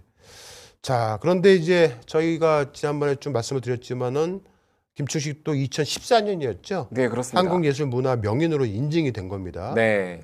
예. 그래서 일단 김충식 이야기하기 앞서가지고 어떤 분들이 되는지 이해 돕기 위해서 제가 네. 그 세계적 인지도를 받고 있는 두 분을 잠깐 좀 소개해드리고 싶어서 네, 네. 가져왔습니다. 네. 네. 이게 기흥성 명인이라고요. 아, 기흥성 알아요. 기흥성. 아, 들어보셨죠? 네, 저거 TV님도. 작은 거 이렇게 미니어처 같은 거를 맞습니다. 굉장히 정밀하게 만드는 곳이었는데 제가 옛날에 디자인 사무실 할 때도 저분 만나갖고 기흥성에서 함께 일한 적이 있었어요. 아, 예, 저희가 아시는군요. 이제 그 토지공사, 주택공사 관련돼서 네. 그 이제 그 일종의 조감도를 그려갖고 가면은 그거를 저렇게 3D화 해가지고 저렇게 미니어처를 만들어줬거든요. 네. 도시를. 그러니까 네. 대부분 그 당시에 기흥성밖에 없어가지고 우리나라에서 저 기흥성이 제일 알아줬기 때문에 그렇습니다. 네, 그래서 함께 뭐 일한 적이 있습니다. 보통 분들도 많이 들어보셨을 것 네, 같고요. 네, 그래서 네. 뭐 올림픽 시설이나 뭐 다 소개해드리진 않겠지만 네. 뭐 지금 PD님 말씀하신 것처럼 여러 그 비즈니스에서 기술 자료로도 활용이 되고 네. 그래서 기흥성 회장님이 네. 굉장히 하여튼 뭐 뛰어난 그런 모형을 만들어내는 그 그렇습니다. 우리나라 유일무이한 사람 중에 한 명이었죠. 그렇습니다. 그래서 양평에 그 기흥성 미니어처 뮤지엄도 열었고 네. 그래서 제가 직접 좀 들어보고 싶었어요. 이 과정을. 네, 네. 그래서 연락처를 구해서 한번 연락을 드려봤는데 네. 이게 올해 초에 타계를 하셨다고 네, 하더라고요. 돌아가셨어요. 네, 네, 맞아요. 그래가지고 좀 그 마음이 아팠고 네. 그리고 조무호 명인이라고요. 그- 조무호 명인. 네. 이분은 와, 저게 그림 멋있- 도자기입니다. 저 그림이 아니라. 저 도자기에 저게? 저게 평판 도자기랍니다. 아, 이거 그림이 아니에요, 이게? 저 그림이 아닙니다. 저 아, 도자기구나. 도자기입니다. 아, 그러네. 저게 이렇게 좀 격자 무늬가 있는 거 보니까 한 판 한 판 사각형으로 예, 그렇습니다. 도자기를 만든 거네요. 그래서 평판, 그러니까 와. 평평한 판 도자기라고 어마어마하네요. 저거는 세계 어디 가도 없다고 하더라고요. 오, 진짜 그러겠네. 그래서 그 입체 도자기를 평면화하고 네. 거기다 회화적 감각을 입힌 평판 도자기라는 새로운 영역을 개척한 예술인으로 네. 그 아주 대단한 평가를 받고 있다. 뭐 이런 분입니다. 야, 저런 분들은 뭐 명인 타이틀이 없어도 네, 이미 세계적인 수준의 자타공인한 네. 실력자들인 것 같습니다. 그렇습니다. 자, 근데 어찌됐든 간에 여러 사람들과 똑같이 서류 심사를 거쳐서 명인 칭호를 받아야만이 이 제도의 위상이 커지는 거 아니겠습니까? 그렇습니다. 네. 그래서 이분들도 처음부터 서류 심사부터 네. 뭐 다른 어떤 일반 지원자와 똑같은 과정을 거쳐서 명인 타이틀을 받으셨습니다. 야, 그러니까 뭐 기흥성 네. 혹은 뭐 조무호. 조무호 이런 분들이 명인 타이틀 받았기 때문에 네. 김추씨도 명인 타이틀을 받았으면 그들과 이렇게 견딜 수 있을 만한 실력이 있는 장인이라고 그렇죠. 인식이 될 수 있겠네요. 그렇습니다. 같은 시험을 거쳐서 통과됐다고 할 수 있는 거죠. 네. 네. 자, 그럼 김추씨의 명인 작품전 자료 좀 볼까요? 네. 이건가요? 예, 제가 구했습니다. 저게 작품 전시회. 이야, 이것만 보면은 진짜 김추식이라는 사람이 진짜 도예, 네. 창작도예 부분, 조형물 여기에 엄청난 명인인 걸로 그렇게 사람들이 착각하겠습니다. 그렇습니다. 그런데 지금 저 양력을 좀 보시면 네. 저 좀 이상한 게 저거는 도에 관련한 내용이 나와야 정상일 거잖아요. 뭐 수필, 문인, 미술 뭐야 이거? 그러니까 지하철 문화진흥원, 한국 문인. 네, 네. 뭐 도예 얘기가 없네 진짜? 그러니까 도자기 내용이 하나도 없는데. 아, 잠깐 도예 창작도예 부분으로 명인을 받으려고 네. 자신의 양력을 적어 넣었는데 예. 수필, 문인 뭐야 이거 지금? 문학, 그다음에 경영대학원, 뭐 송파문화원장 이런 것밖에 없습니다. 네. 그러네요, 진짜. 예, 예. 너무 웃기네요. 앞에 제시됐던 그 명인들의 작품하고는 완전히 다른 뭐 그런 건데요. 그렇습니다. 네. 그래서 다른 분들 보니까 다른 분들의 경우에는 그렇지가 않거든요. 네. 이 관련 경력, 아까 책자 보셨잖아요. 거기 그 관련 경력으로 빼곡히 채워져 있는 모습인데 저게 네. 좀 김충식은 달랐습니다. 네. 근데 이제 그 책자 안 들여다보니까 또 도자기가 보이긴 보이는데요. 네. 네. 그런데 저 도자기만 달랑있는데 일단 아까 PD님 말씀하신 것처럼 조형물이어야 되잖아요. 조형물이요, 이제. 그죠? 도자기 네. 조형물 부분인데 저건 조형물이 아니잖아요. 그렇죠. 조형물이 아니죠. 그냥 저거는. 그냥 도자기죠. 도자기죠, 그냥. 그리고 네. 보통 저 다른 분들의 페이지를 보면 이게 좀- 다른 사람들 페이지인가요? 네네 저렇게 실제로 어떤 작업장에서 작품 활동을 하는 모습이 있어야겠죠. 있어야 됩니다. 그렇구나. 근데 없네 진짜. 김충식은 없어요. 그냥 프로필 사진만 딱 있네. 저 증명사진 저희도 많이 본 사진 예, 아닙니까? 예, 예, 예. 네, 저거 달랑 있고 그 다른 이런 사진이 없네. 제가 다른 자료집 보고 다른 네. 명인들도 다 찾아봤거든요. 네. 대부분 자신의 영역에 대해서 저렇게 뭔가 예술 활동을 하는 사진이 전부 다 배열이 돼 있는데 네. 김충식만 없었습니다. 왜 자신은 항상 도예가라고 설명하지 않았나요? 그렇습니다. 네. 저 계속해서 자신을 도예가라고 소개를 했는데 저렇게 보시면은 좀 위쪽을 조금 확대해 주시면은 이거 언제적 신문이야? 저거 한 70, 80년대 신문으로 알고 있습니다. 야, 김추식 그때도 머리가 대머리였네. 네, 그 젊은 이젠 김충식인데요. 젊었네. 김추식 예. 원장, 한국교양연구원. 네. 저기 새벽 5시에 일어나? 네. 야. 작업장에서 창작에 몰두한다 이렇게 쓰기도 했습니다. 네. 새벽 5시에 일어나서 네. 작업장에서 창작에 몰두한다. 네. 대단합니다, 진짜. 네. 그런데 네. 이미 뭐 기억하시겠지만 저희가 보도해드린 대로 네. 그 송파문화원에서 김충식과 함께 일했던 전 직원이 말한 이야기는 김충식 저렇게 5시에 일어나서 작업장으로 간다는 내용과 너무 달랐습니다. 이미 저희가 여러 차례 보도했지 않습니까? 예, 간단하게 쇼츠로 다시 한번 보시겠습니다. 예, 예. 김충식이 1994년에서 1996년까지 약 2년 가까이 송파구에 있는 송파문화원장을 했었는데요. 그때 유일하게 직원으로 함께 근무를 했다는 분으로부터 제보가 들어왔습니다. 네. 김충식은 자신 스스로 도자기 명인, 예술가라고 주변에 떠들고 다녔는데 김충식과 함께 일한 제보자는 김충식은 실제 도자기를 빚을 줄 모른답니다. 아니 그럼 김충식 원장이 실제로 도자기를 비고 그랬습니까? 안 믿었죠. 그러니까 내가 얘기 드리려고 제보한 거예요. 도자기는 뭐 2만 원에서 3만 원에 이제 납품을 받아가지고 납품받는 거죠 어떻게 보면요. 납품받아가지고 이제 뭐 280만 원, 뭐 150만 원 받고 그렇게 한 거죠. 2, 3만 원에 사갖고 와서 200배. 야, 제가 이야기했죠. 그게 농사 짓는 거라 표현하더라니까요. 락천 김선달 선생님. 네, 락천 예, 김선달이죠. 예.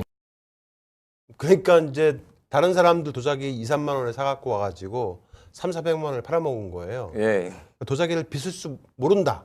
모른다. 같이 근무했던 직원들이 김충식은 도자기를 빚을 줄 모른다. 그쵸. 그 라고 얘기한 거죠. 2, 3만 원짜리 사와가지고 저렇게 몇백 배 뻥튀기해서 파는 걸 봤겠죠. 네. 그런데 이제 이 사람은 절 때부터 자기가 도자기 명인이라고 뻥치고 다니면서 이제 유명 인사들한테 네. 자기 도자기라고 선물하기도 하고 접시 모양 접시 모양. 딱 들고 사진 찍기도 하고 항상 그랬죠. 네. 그리고 또 이 사람한테 또 도자기 설명하기도 하고 네. 저 사람이 문선명이죠. 저 그렇습니다. 앞에 있는 저 도자기가 이제 자기 거라고 이제 주장한 거 아까 하는 그, 것 같아요. 그 네. 도록에 있었던 것 같습니다. 네. 네. 문선명이도 속았네. 그렇습니다. 그렇습니다. 그래서 네. 뭐 그 도자기를 사와서 그 무슨 뭐 스케치북 사와가지고 네. 거기다가 약간 뭐 금분 바르거나 추가 작업을 추가로 좀 해가지고 네. 내가 직접 만들었다, 구웠다라고 포장해가지고 권력층의 줄대는 수단으로 사용한 것으로 보입니다. 그러니까 한마디로 사기꾼입니다. 그렇습니다. 김충식은 도예가가 아니고 도예가 호소인입니다. 도예가 호소인. 네. 네, 그게 저희가 내린 결론이다라고 말씀을 드릴 수 있을 것 같습니다. 네, 그렇습니다. 그래서 뭐 아까 말씀드린 기흥성 명인이나 조우만 명인 같은 경우는 현장에서 평생 기술 쌓아온 진짜 예술가인데 네, 김충식은 저희 취재 내용대로라면 네. 흙 한번 제대로 만져본 적 없는 사람이 그냥 그들과 같은 명인 자격을 차지한 겁니다. 자, 한국예술문화 명인이라는 것은 예술계에서는 가장 영예로운 타이틀로 알려져 있습니다. 양평에 이 김충식이가 네. 명인샘 갤러리라는 걸 운영을 했었고 예. 그때 저희가 때 정말 적극적으로 취재를 했었는데 네. 저희가 취재를 통해서 제2국정농단 시리즈를 보도하기 시작하니까 부랴부랴 이민을 간다고 하면서 이민 준비 소장전이라고 해가지고 했었는데 결국 저 사람 이민 안 갔어요. 예. 저것도 뻥입니다. 예, 서울에 있습니다. 네. 네. 자, 제대로 된 심사를 거치고 명인 타이틀을 획득했다라면 문제가 없겠지만은 그동안 누구보다도 김충식의 행적을 면밀히 취재해왔던 열린공감TV가 도대체 진짜 명인이 맞는지를 한번 취재를 해봤습니다. 그렇습니다. 그래서 저희 취재팀이 네. 2014년 그 3회 아까 보셨잖아요. 그 작품집. 네. 대한민국 문화예술 명인 선정 당시에 심사위원장을 맡아주셨던 사단법인 대한민국 아카데미 미술협회 박예수 이사장. 이분 되게 유명하신 분이세요. 예, 그렇습니다. 네. 아카데미 미술협회 이사장 박예수 모르시는 분들 별로 없으실 거예요. 네, 네. 아주 이름이 잘 알려진 분이신데요. 직접 만나셨나요? 서울 종로구에 그 작업실이 있으시더라고요. 사무실 겸해서 네. 쓰시는. 직접 찾아가서 관련 그러셨어요? 이야기를 들었습니다. 네, 들어보겠습니다. 네. 예, 이사장님 간단한 소개하고 이 명인 관련해서 어떤 역할을 맡으셨는지. 안녕하세요. 저는 사단법인 대한민국 아카데미 미술협회 이사장 박예수입니다. 저는 한국예총에 명인 인증 제1기로 신청을 했습니다. 1회 때 명인 인증을 심의 받고 다행히도 합격을 해가지고 3회 때 심사에 임했습니다. 네. 그 당시에 제가 심사위원장으로 했었고 우리 하철경 회장님도 심사위원으로 같이 동참을 했었습니다. 네, 저도 저 박알수 네. 선생님을 아주 젊었을 때 본 적이 있었는데 아, 정말 그러시군요. 존경하는 네. 명인이기도 하시고요. 대한민국 아카데미 미술협회 이사장님이기도 하십니다. 저분을 직접 만나서 인터뷰를 하신 거네요. 네. 자, 그런데 그 초창기에 그 명인 제도를 이끌었던 하철경 네. 한국예총 회장님이죠. 예, 그렇습니다. 그분도 함께 심사위원으로 참석을 했다는 거죠. 그렇습니다. 네. 그래서 뭐 들으신 대로 2013년에 1회 명인이 되시고 네. 그리고 그 3회부터 심사위원장 그리고 그 이후에도 뭐 갱신 또는 뭐 심사위원 이렇게 계속해서 명인 관련해서 일을 하고 계시다 이렇게 설명드릴 수 있겠습니다. 진짜로 저기 책임실사위원회 박예수라고 이름이 적혀 있네요. 그렇습니다. 저게 2020년 네. 설입니다. 네. 자, 그런데 2014년에 김충식 심사 당시에 그 제대로 심사가 면밀히 된 건가요? 그게 네. 그래서 저도 그거를 좀 이상해서 여쭤봤습니다. 네. 그 다음 영상 한번 보시겠습니다. 네. 아, 그럼 이사장님 그 3회 명인 명단에 그 심사위원장 맡으셨던 3회가 네. 김충식이라는 사람이 나중에 명인이 된 그 횟수가 맞나요? 전혀 생소한 이름입니다. 없습니다. 그 마지막에 명단에는 들어있던 것 같은데 그러면은 심사 때 기억이 없으신 거네요, 그러면? 네, 없었습니다. 아예 서류가 없었습니다. 같이 확인을 해보니까 그때 2014년 3회 명단에 김충식이 들어있긴 했어요. 예, 예. 그러면은 그 심사위원장님이 심사도 안 한 사람이 나중에 명인 명단에 들어간 거군요. 그렇죠. 아, 그러면 모르는 이름이 그곳에 들어갔다고 볼 수밖에 없겠네요. 그죠? 그렇습니다. 예. 아니 저기 뭐예요? 네. 무슨 말이에요? 너무 충격적인데. 저도 현장에서 듣고 제 귀를 예. 의심했습니다. 나 진짜. 저 야. 그러니까 사전에 네. 제가 바로 카메라를 킨 게 아니라 네. 사전에 그 최대한 그 오류가 없어야 되니까 기억을 되살리고 진짜인가요 확인 작업도 몇 번 거쳤거든요. 네. 기억이 안 나신다. 자기네 서류를 본 기억이 없다. 왜냐면은 김충식에 대한 서류 자체가 없었다는 거잖아요. 그렇습니다. 이게 명인이 됐다라면은 정상적인 그 절차로 명인이 됐다라면은 기억에 있어야 되거든요. 자기가 합격점을 줬어야 되니까요. 야. 네. 그러면 누가 어떤 이유로 왜 김충식을 명단에 넣은 것일까? 예. 이 단순히 실수로 보기도 어렵고 이건 일부러 껴놓은 거잖아요. 그렇습니다. 예, 김충식이가 본인이 스스로 명단에다가 껴 넣을 수는 없었을 때고 그렇습니다. 한국예총 내부에서 누군가가 조력자가 있었을 것 같아요. 그렇게밖에 볼 수가 없습니다. 네. 그래서 박 이사장께서도 누군가 내부에서 이름을 끼워 넣은 것 같다라고 말씀하셨습니다. 그러니까 심사 과정과 무관하게 그럼 심사를 왜 했는지 모르겠지만 네. 명단이 조작됐을 가능성을 시사를 하신 겁니다. 야, 만약에 그게 사실이라면은 저 때부터 제3회 네. 때부터 명인 제도의 공정성을 상실한 거잖아요. 그렇습니다.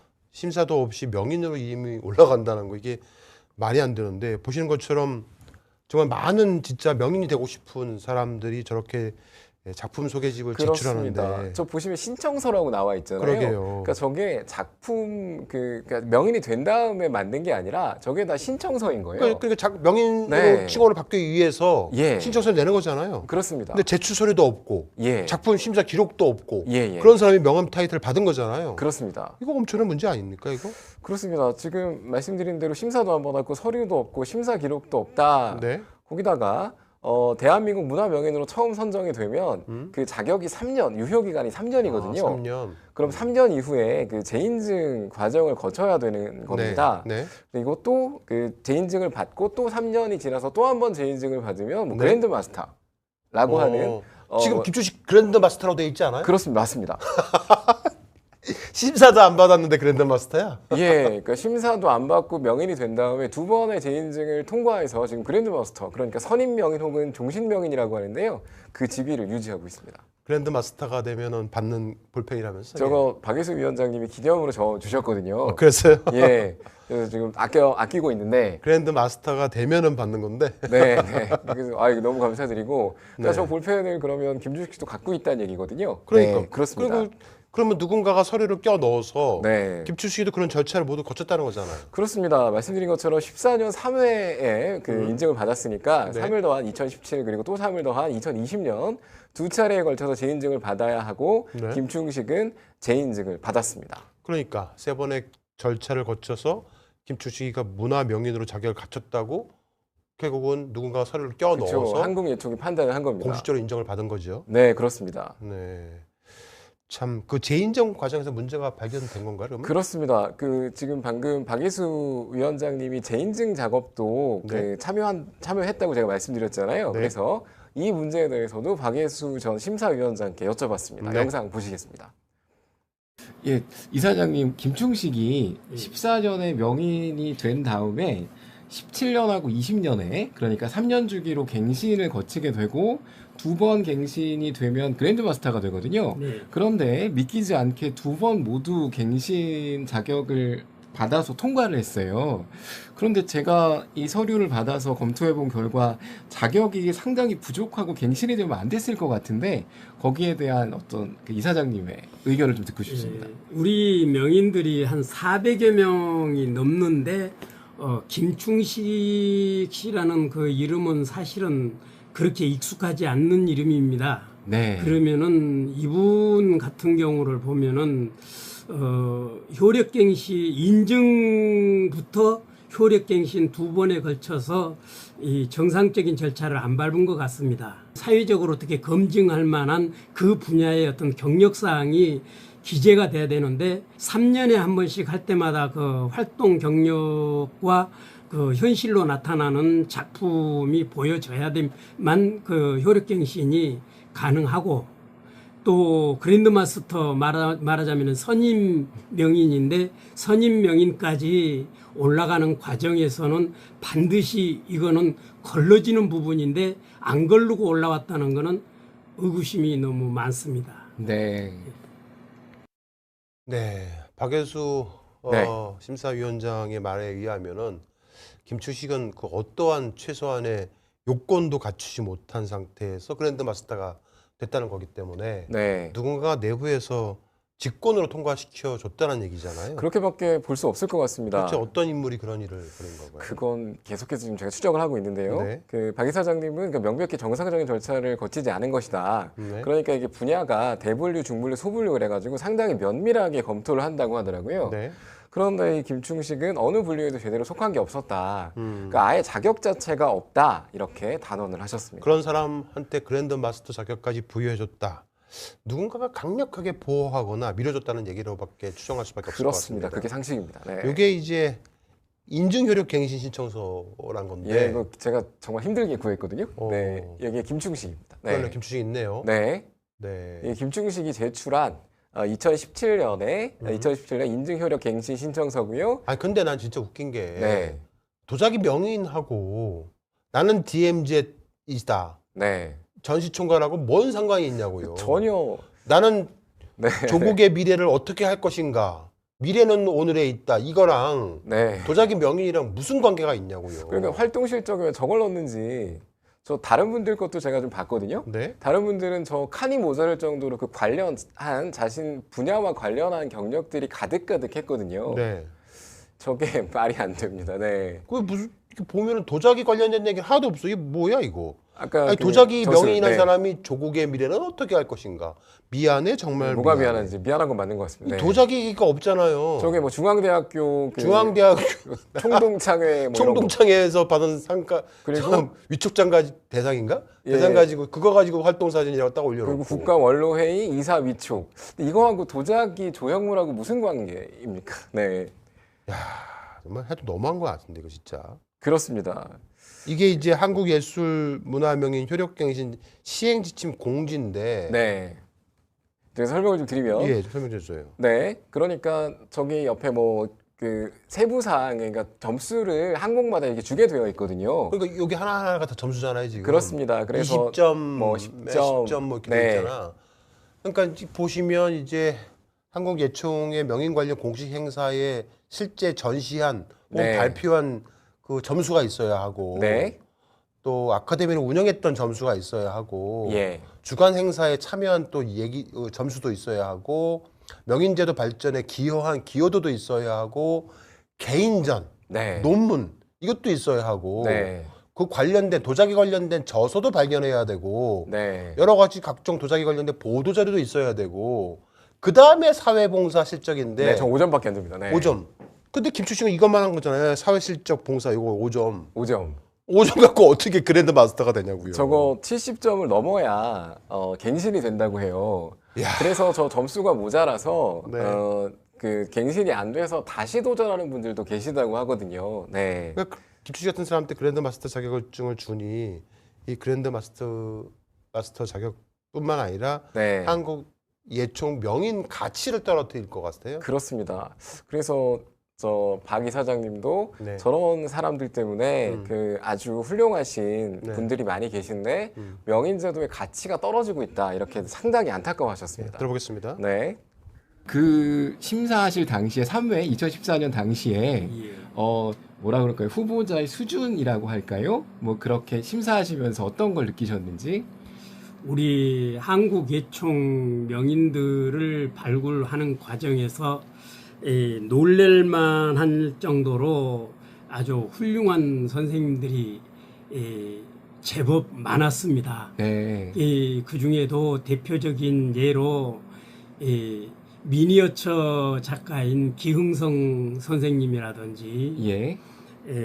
평판 도자기 작가인 조모 선생님이라든지 이런 분들은 정말 세계적인 작가 반열에서 앞장설 수 있는 아주 훌륭한 작가들이었습니다.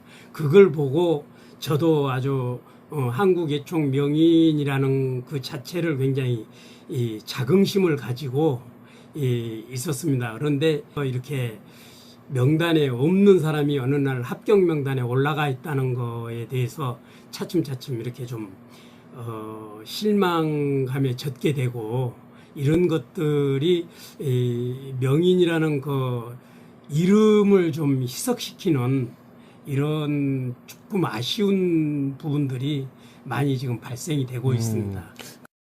네, 정말 김춘식이라는 사람 때문에 한국 예총 명인 타이틀을 갖고 있는 사람들의 위상을 네. 떨구는 정말 훼손한 그런 인물이 아닌가 생각이 드는데요. 네. 김건희가 네. 자신의 합격력을 위조하고 나서 예. 기자회견을 하면서 그런 말을 했잖아요. 네. 돋보이고 싶었다고. 돋보이고 싶었다. 네. 저 사람한테 배웠네. 똑같네요. 네. 저 사람이 해보고 이렇게 하면 되는구나 해갖고 이렇게 해서 하면 된다. 최은순하고 김건희한테 나처럼 해. 네. 해갖고 따라서 한 거네 뭐. 그렇습니다. 네. 자, 계속해서 이 배경에 이런 누적된 불신 네. 관련해 갖고 박 이사님의 설명을 이어서 들어보도록 하겠습니다. 네.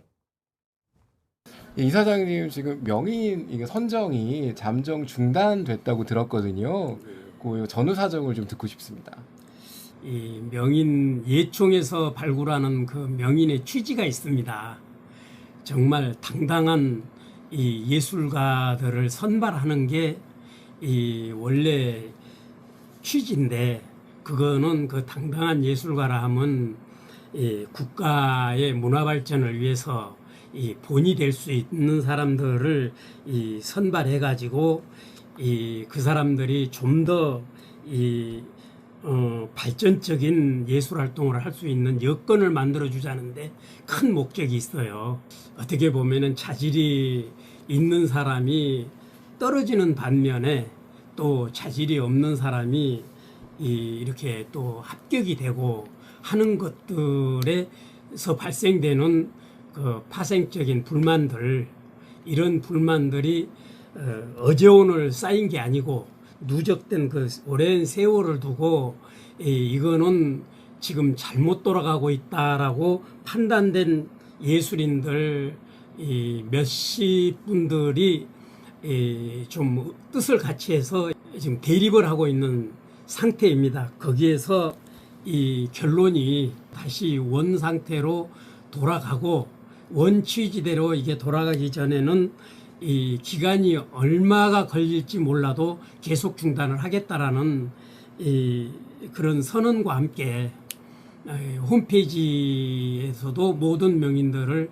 삭제하고, 또 그동안 이 명인들이 예총의 이 이름으로 했던 행사들을 모두 정지시켰습니다. 아유, 안타깝네요. 그러니까 명인제도의 원래 취지는 되게 훌륭했는데 네. 세월이 지나면서 이제 김춘식 같은 정치적 관계자라든가 네. 인맥 중심의 인사들이 들어오기 시작을 하면서 이제 이 명인제도가 되게 유명무실해지고 어지럽혀졌다는 얘기잖아요. 그렇습니다. 김충식이 없앴다고 네. 봐도 될 것 같습니다. 그래서 이제 네. 모든 그 명인 관련된 예총의 이름으로 하는 행사들도 다 정지시켰다라는 안타까운 말씀을 하십니다. 네. 그런데 뭐 극단적인 또 말씀도 하셨다면서요? 예, 저도 좀 놀랐는데요. 마지막 네. 영상 보시겠습니다. 네. 아까 말씀 주신 대로 뭐 김충식 예뿐만 아니라 여러 가지 좀 이해 안 가는 상황들이 좀 누적이 됐을 것이고, 거기에 대해서 진짜 명인제도의 취지대로 이게 운영되기를 바라는 명인들이 좀 마음을 모았고, 그래서 잠정 그 중단 결정을 내렸다, 이렇게 이해하면 되겠군요. 예, 그렇죠. 이제 너무 시끄럽고 네. 너무 또 예술인답지 못한 저속한 행동들이 난무하고 이러니까 그거를 이건 예총의 하나의 과업으로 이렇게 삼고 진행을 했던 부분들이 오히려 예총을 저해를 하고 이런 것들은 바람직하지 않는 부분이기 때문에 어떻게 보면은 영구 해체도 할 수 있는 부분이기도 합니다. 이게 이 해결이 안 된다면은 아마 영구 해체도 예총 측에서 생각을 하고 있을 수도 있습니다. 아이고 충격적인 발언도 하셨네요. 네. 명인제도를 해체까지 언급을 하셨는데 그러면 한국예술문화명인진흥협동조합 측의 얘기도 들어봐야 될 것 같은데 거기도 가보셨나요? 네, 바로 어제 가봤습니다. 네, 가보겠습니다. 네.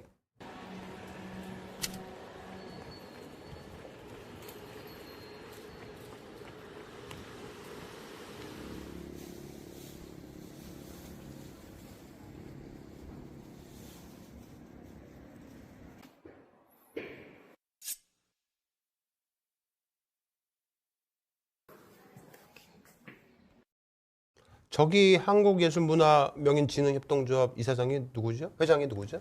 황희철이라는 황희철. 인물입니다. 네. 그 사람이 김충식 명인으로 선정할 당시에도 한국예총 사무총장 맡았던 인물이라면서요? 그렇습니다. 2010년부터 오랫동안 한국예총 사무총장으로 일을 했고요. 네. 저곳은 그러니까 그 명인 부분 사업만을 가지고 나와서 저렇게 대학로의 협동조합 사무실을 운영하면서 이 사업을 계속해서 지금도 하고 있습니다. 그러면 저 사람이 좀 의심스럽네. 그러니까 저도 좀 탐문 취재를 해봤는데 당시 사정에 정통하고 네. 그리고 거의 예총 살림을 그 하철경 회장은 이제 그 예술인이기 때문에 어떤 행정에 관련돼서는 저 황 전 사무총장 현 협동조합 회장이 거의 전담을 했다는 얘기가 많이 들리거든요. 사무총장은 돈도 관리하잖아요. 그렇습니다. 누군가 돈 많이 주면 네. 명인도 살 수 있다 이런 날이 있었다면서요. 그런 얘기도 있었고, 네 그렇습니다. 일단 뭐 김충식이라는 사람은 잘 안 돼요? 물어봤습니다. 네, 들어보겠습니다. 네.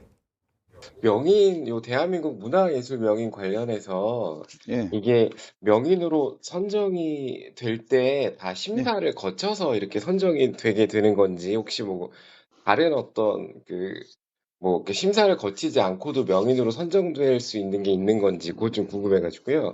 굉장히 네. 엄격하게 1차, 2차, 3차 그 심사까지 해서 선발을 해요. 그러니까 그냥이라는 것은 있을 수가 없어요. 아, 그렇군요. 그러니까 심사를 거치지 않고 아니, 심사 안 거치고 어떻게 해요?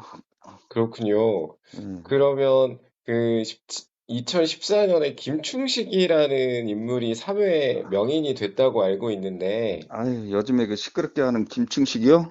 예, 혹시 뭐 이전에 김충식에 대해서, 그러니까 뭐 시끄럽기 전에 저희가 보도해서 시끄러워진 걸 알고 있는데, 그 이전부터 혹시 김충식이라는 인물을 알고 계셨는지. 충식이라는 사람은 우리 명인인 것은 아는데, 네. 나도 그 언론에 나오니까 명단도 보고 이제 해서 아는데, 기억은 나요, 기억은.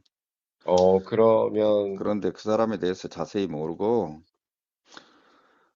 예, 그 사람은 그때도 그 선발이 정상적으로 다 됐어요. 아, 정상적으로 된 아이, 거고, 그럼요. 전부 공고 내고 1차 서류 심사하고 2차 실기 심사 다 하고요. 작품 내고 그 3차로 실사까지 해요. 현장 실사까지요. 네, 좀 말이 좀 박 회장님하고 좀 틀린데. 완전히 다릅니다. 네. 어찌됐든 간에 김충식은 지금 자신의 프로필에 한국예총 고문으로 네, 올려놨잖아요. 그렇습니다. 그건 물어봤나요? 예, 그것도 물어봤습니다. 네, 들어보겠습니다. 네. 제가 좀 궁금한 거는 예. 그러면 이 사람이 그러니까 그 하철경 회장님 계실 때 황 회장님이 현재 황 회장님이 당시 사무총장을 맡으셨었잖아요. 예. 그런데 김충식이 2013년부터 한국예술총 고문이라고 나오더라고요. 아, 처음에는 나이도 좀 있고 하니까 자기가 고문 좀 시켜주면 어떻겠냐 이제 그런 이야기는 있었어요. 그래서 아마 지역에서 고문을 했을 거예요. 지회에서. 지회 고문이지 그럼 뭐 그러니까 지회 고문이 따로 있고 뭐 본부 고문이 따로 있고 아이, 그렇습니까? 우리는 고문이라 해가지고요. 공식적으로 무슨 선발해가지고 고문시키고 그런 게 아니에요. 그냥 나이 먹고 어른들은 고문이라고 그래요, 통상. 그럼 그 이전부터 활동을 좀 했다는 얘기일까요? 그럼 한국예총에서 뭐 갑자기 새로운 사람이 온다고 고문시켜주고 그러진 않잖아요. 나이가 많다고. 아니, 그 전에 몰라요. 그 전에는 뭐 있었는지. 나도 그 사람 잘 모른다니까요. 네, 알겠습니다. 그러면 김충식은 정상적인 과정을 거쳐가지고 명인이 됐다고 알고 있고 다른 경로로 명인이 될 수 있는 방법은 없고 황희철 현재 회장님은 그냥 몇백 명 명인 중에 한 명으로만 김충식을 인지하고 있었는데 이번에 언론에 많이 나와서 그냥 이런 사람이 시끄러워졌네까지 정도 이해하고 있다. 이렇게 말씀하신 걸로 이해하면 되겠죠? 그러면 예. 그것이 정확하고요. 네. 수상한데요. 네, 뭔가 그러니까 제일 지금도 보셨겠지만 네. 그 저희가 오늘 뭐 피부신 준비 못했지만 고문으로 선임하는 증서가 있어요. 네. 한국예총에서 고문으로 선임하는 증서도 있고 그리고 잘 모른다고 했다가 왜 고문됐냐고 그러니까 뭐 김충식이 와서 나이가 많으니까 좀 시켜달라고 그래 시켜줬다 이렇게 아니, 뭐 대답을 나이가 했거든요. 많아서 고문 말이 되는지 그리고 말이에요. 지회 고문이라는 건 없다고 하더라고요. 그리고 김충식은 지회 활동 자체를 하지 않았습니다. 제 취재 결과에 따르면. 네, 수상해요. 그렇습니다. 네. 자, 어찌됐든 김춘식이가 그 명인을 받기 위해서 제출한 도자기가 있다면서요? 그렇습니다. 이제 보시면 아, 이건가요? 네, 아, 이게 명인 받으려고 제출한 도자기예요? 예, 그러니까 저게 뭐냐면요, 그 한국예총 홈페이지에 예. 명인 김충식 페이지의 대표 작품으로 나온 그 겁니다. 도자기입니다. 그러니까 결국은 이거 가지고 이제 명인 받았다 해도 뭐 과언이 그런 과언이 아니겠네요. 아니게 된 겁니다. 예. 네. 근데 좀 내가 보더라도 중국 도자기 같기도 하고 좀 이렇게 좀 저 사진 한 장 가지고는 명인으로 하기에는 좀 약간 좀 그리고 그런데. 결정적으로 네. 김충식이 저걸 만드는 장면도 없고요. 그러니까요. 네. 그래서 근데 저 작품이 그 사무실에 그 예총 사무실 예총 사무실에 있어요? 예, 저게 그러니까 그 냈으니까요. 작품을 작품을 냈으니까 있겠네. 예, 네, 있는데 저희가 네. 제보 받은 바에 따르면 네. 지금 현 상태가 좀 많이 안 좋다고 합니다. 보시겠습니다. 맞죠? 똑같은 작품 맞죠? 그런데 저게 어떻게 된 거냐면 저걸 뒤집어 보니까 이거 밑부분이 저기 지금 네. 찢어져 있는 거 아니에요? 저거? 맞습니다. 저걸 뭐 카슈칠이라고 한다고 예, 하는데요. 예, 칠한 게 찢어져 있는 거예요. 네. 저거는 허접하게 만들면 저렇거든요. 저걸 그러니까 아내를 뭐 아까 그 인터뷰 나온 것처럼 뭐 2, 3만 원에 사온 것에다가 뭔가 저렇게 조잡하게 아이씨. 꾸미고 저 사와도 좀 좋은 걸 사오지. 아 진짜. 그래갖고 지금 저 상태라고 합니다. 네. 아니 정말 도자기 명인이 만든 도자기 작품 같은 경우는요 수백 년이 지나도 그 모습 그대로입니다. 네. 왜 고려총자겠어요? 왜? 그러니까요. 다시 한번 보여주세요, 여러분들. 알리에서 샀대, 알리에서. 미치겠다. 그러니까 저게 지금 기가 아까 막힙니다, 보셨죠? 기가 그 막혀. 김충식을 대표하는 작품이라고. 태무에서 3,000원 주고 샀대. 네. 다이소 거를 다이소에다 보려고 하대. 아니 저거는 진짜 도자기 명인이면요 고려 상감청자는 아니더라도 예? 적어도 100년은 갈 수 있게끔 만들어야죠. 저거는 진짜 그러니까 저게 바닥이에요, 바닥. 저걸 뒤집어 봤더니 지금 저 상태가 돼 있다는 겁니다. 네. 저걸로 명인 받았다고요? 예. 저게 뭡니까 진짜. 뭐 말로 설명해도 필요 없을 것 같습니다. 어떻게 저렇게 엉성한 도자기를 가지고 그랜드 마스터? 그랜드 마스터. 네. 돋보이고 싶었나 봅니다. 자 아무튼 오늘 취재 공책 내용은 여기까지인데요. 정말 어이가 없어서 말이 안 나옵니다. 네. 취재하시느라 고생하셨는데 끝으로 한 말씀 하시죠. 네. 네. 그냥 솔직하고 뭐 보면 제가 이번에 취재 과정에서 아까 보셨잖아요. 그 신청서들 네. 제가 모르는 그 매일매일 노력하시는 예술인들이 너무 많더라고요. 그분들 노력한 대가는 아니지만 그래서 정당하게 명인 타이틀 받고 이렇게 또 그 예총도 좋아지고 하는데 이 김충식 같은 미꾸라지가 아까 보셨잖아요. 그 이런 사람 많으니까 중단된 상황이라고. 좀 솔직하게 그리고 남들한테 피해 안 끼치고 좀 사는 사람이 행복했으면 좋겠습니다. 예, 그렇습니다. 김춘식은 보시는 바와 같이 이렇게 명인 인서를 네, 네. 명인 제가 죄송합니다. 생방송에 자꾸 웃어서. 그리고 얼마 전에 그 정원이 TV인가 거기 나가서 자기가 도자기 명인이기 때문에 네.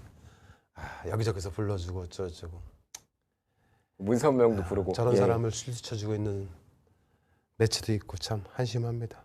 그동안 거짓으로 포장을 해온 그 김춘식의 민낯이 오늘 벗겨지는 순간이 아닌가 생각이 듭니다. 어쨌든 저희 열린감 TV는 돌아오는 또 토요일 경제전선을 통해서 또 엄청난 내용을 하나 또 말씀을 드리려고 합니다.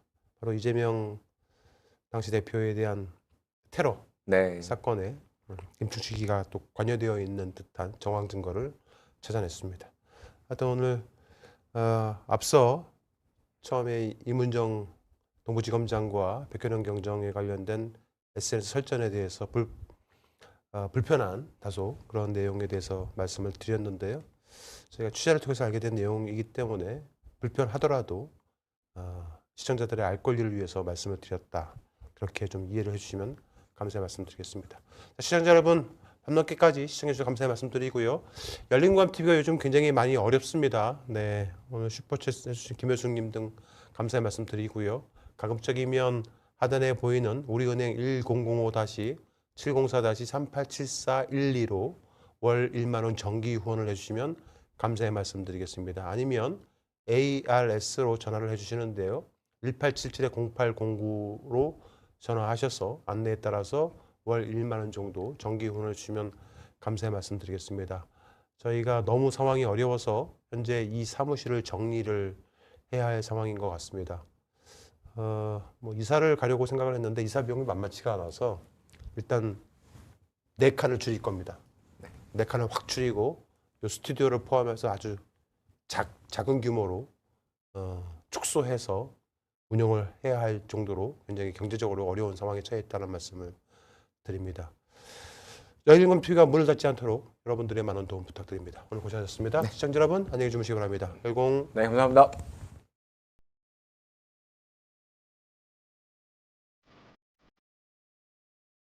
언론의 사명은 반드시 물어야 할 질문을 던지는 것에서 출발합니다. 열린공감TV와 탐사저널5는 정치 권력, 자본 권력 등 그들의 이권과 카르텔을 감시하기 위해 반드시 의혹에 대해 질문하고 진실을 알리겠습니다. 열린공감TV와 탐사저널5는 시청자 여러분의 후원으로 운영됩니다. ARS 전화 1877-0809를 누르신 후 안내 멘트에 따라 정기 후원에 가입하여 주시길 부탁드립니다. 또는 우리은행 1005-704-387412, 국민은행 787201-04-247879의 후원 계좌를 통해 일시후원 및 정기후원도 가능합니다. 그리고 안내에 따라 해피나눔의 필수 항목이라고 붉은 글씨로 되어 있는 것 등에 기입하여 원하는 금액을 입력한 후 서명하여 신청하기 버튼을 클릭해 주시기 바랍니다. 열린공감TV와 탐사저널5의 모든 영상의 더보기를 클릭한 후 기재되어 있는 ARS 후원 안내 1877-0809 및 우리은행, 국민은행 계좌를 통해 시청자 여러분의 소중한 후원을 기다립니다.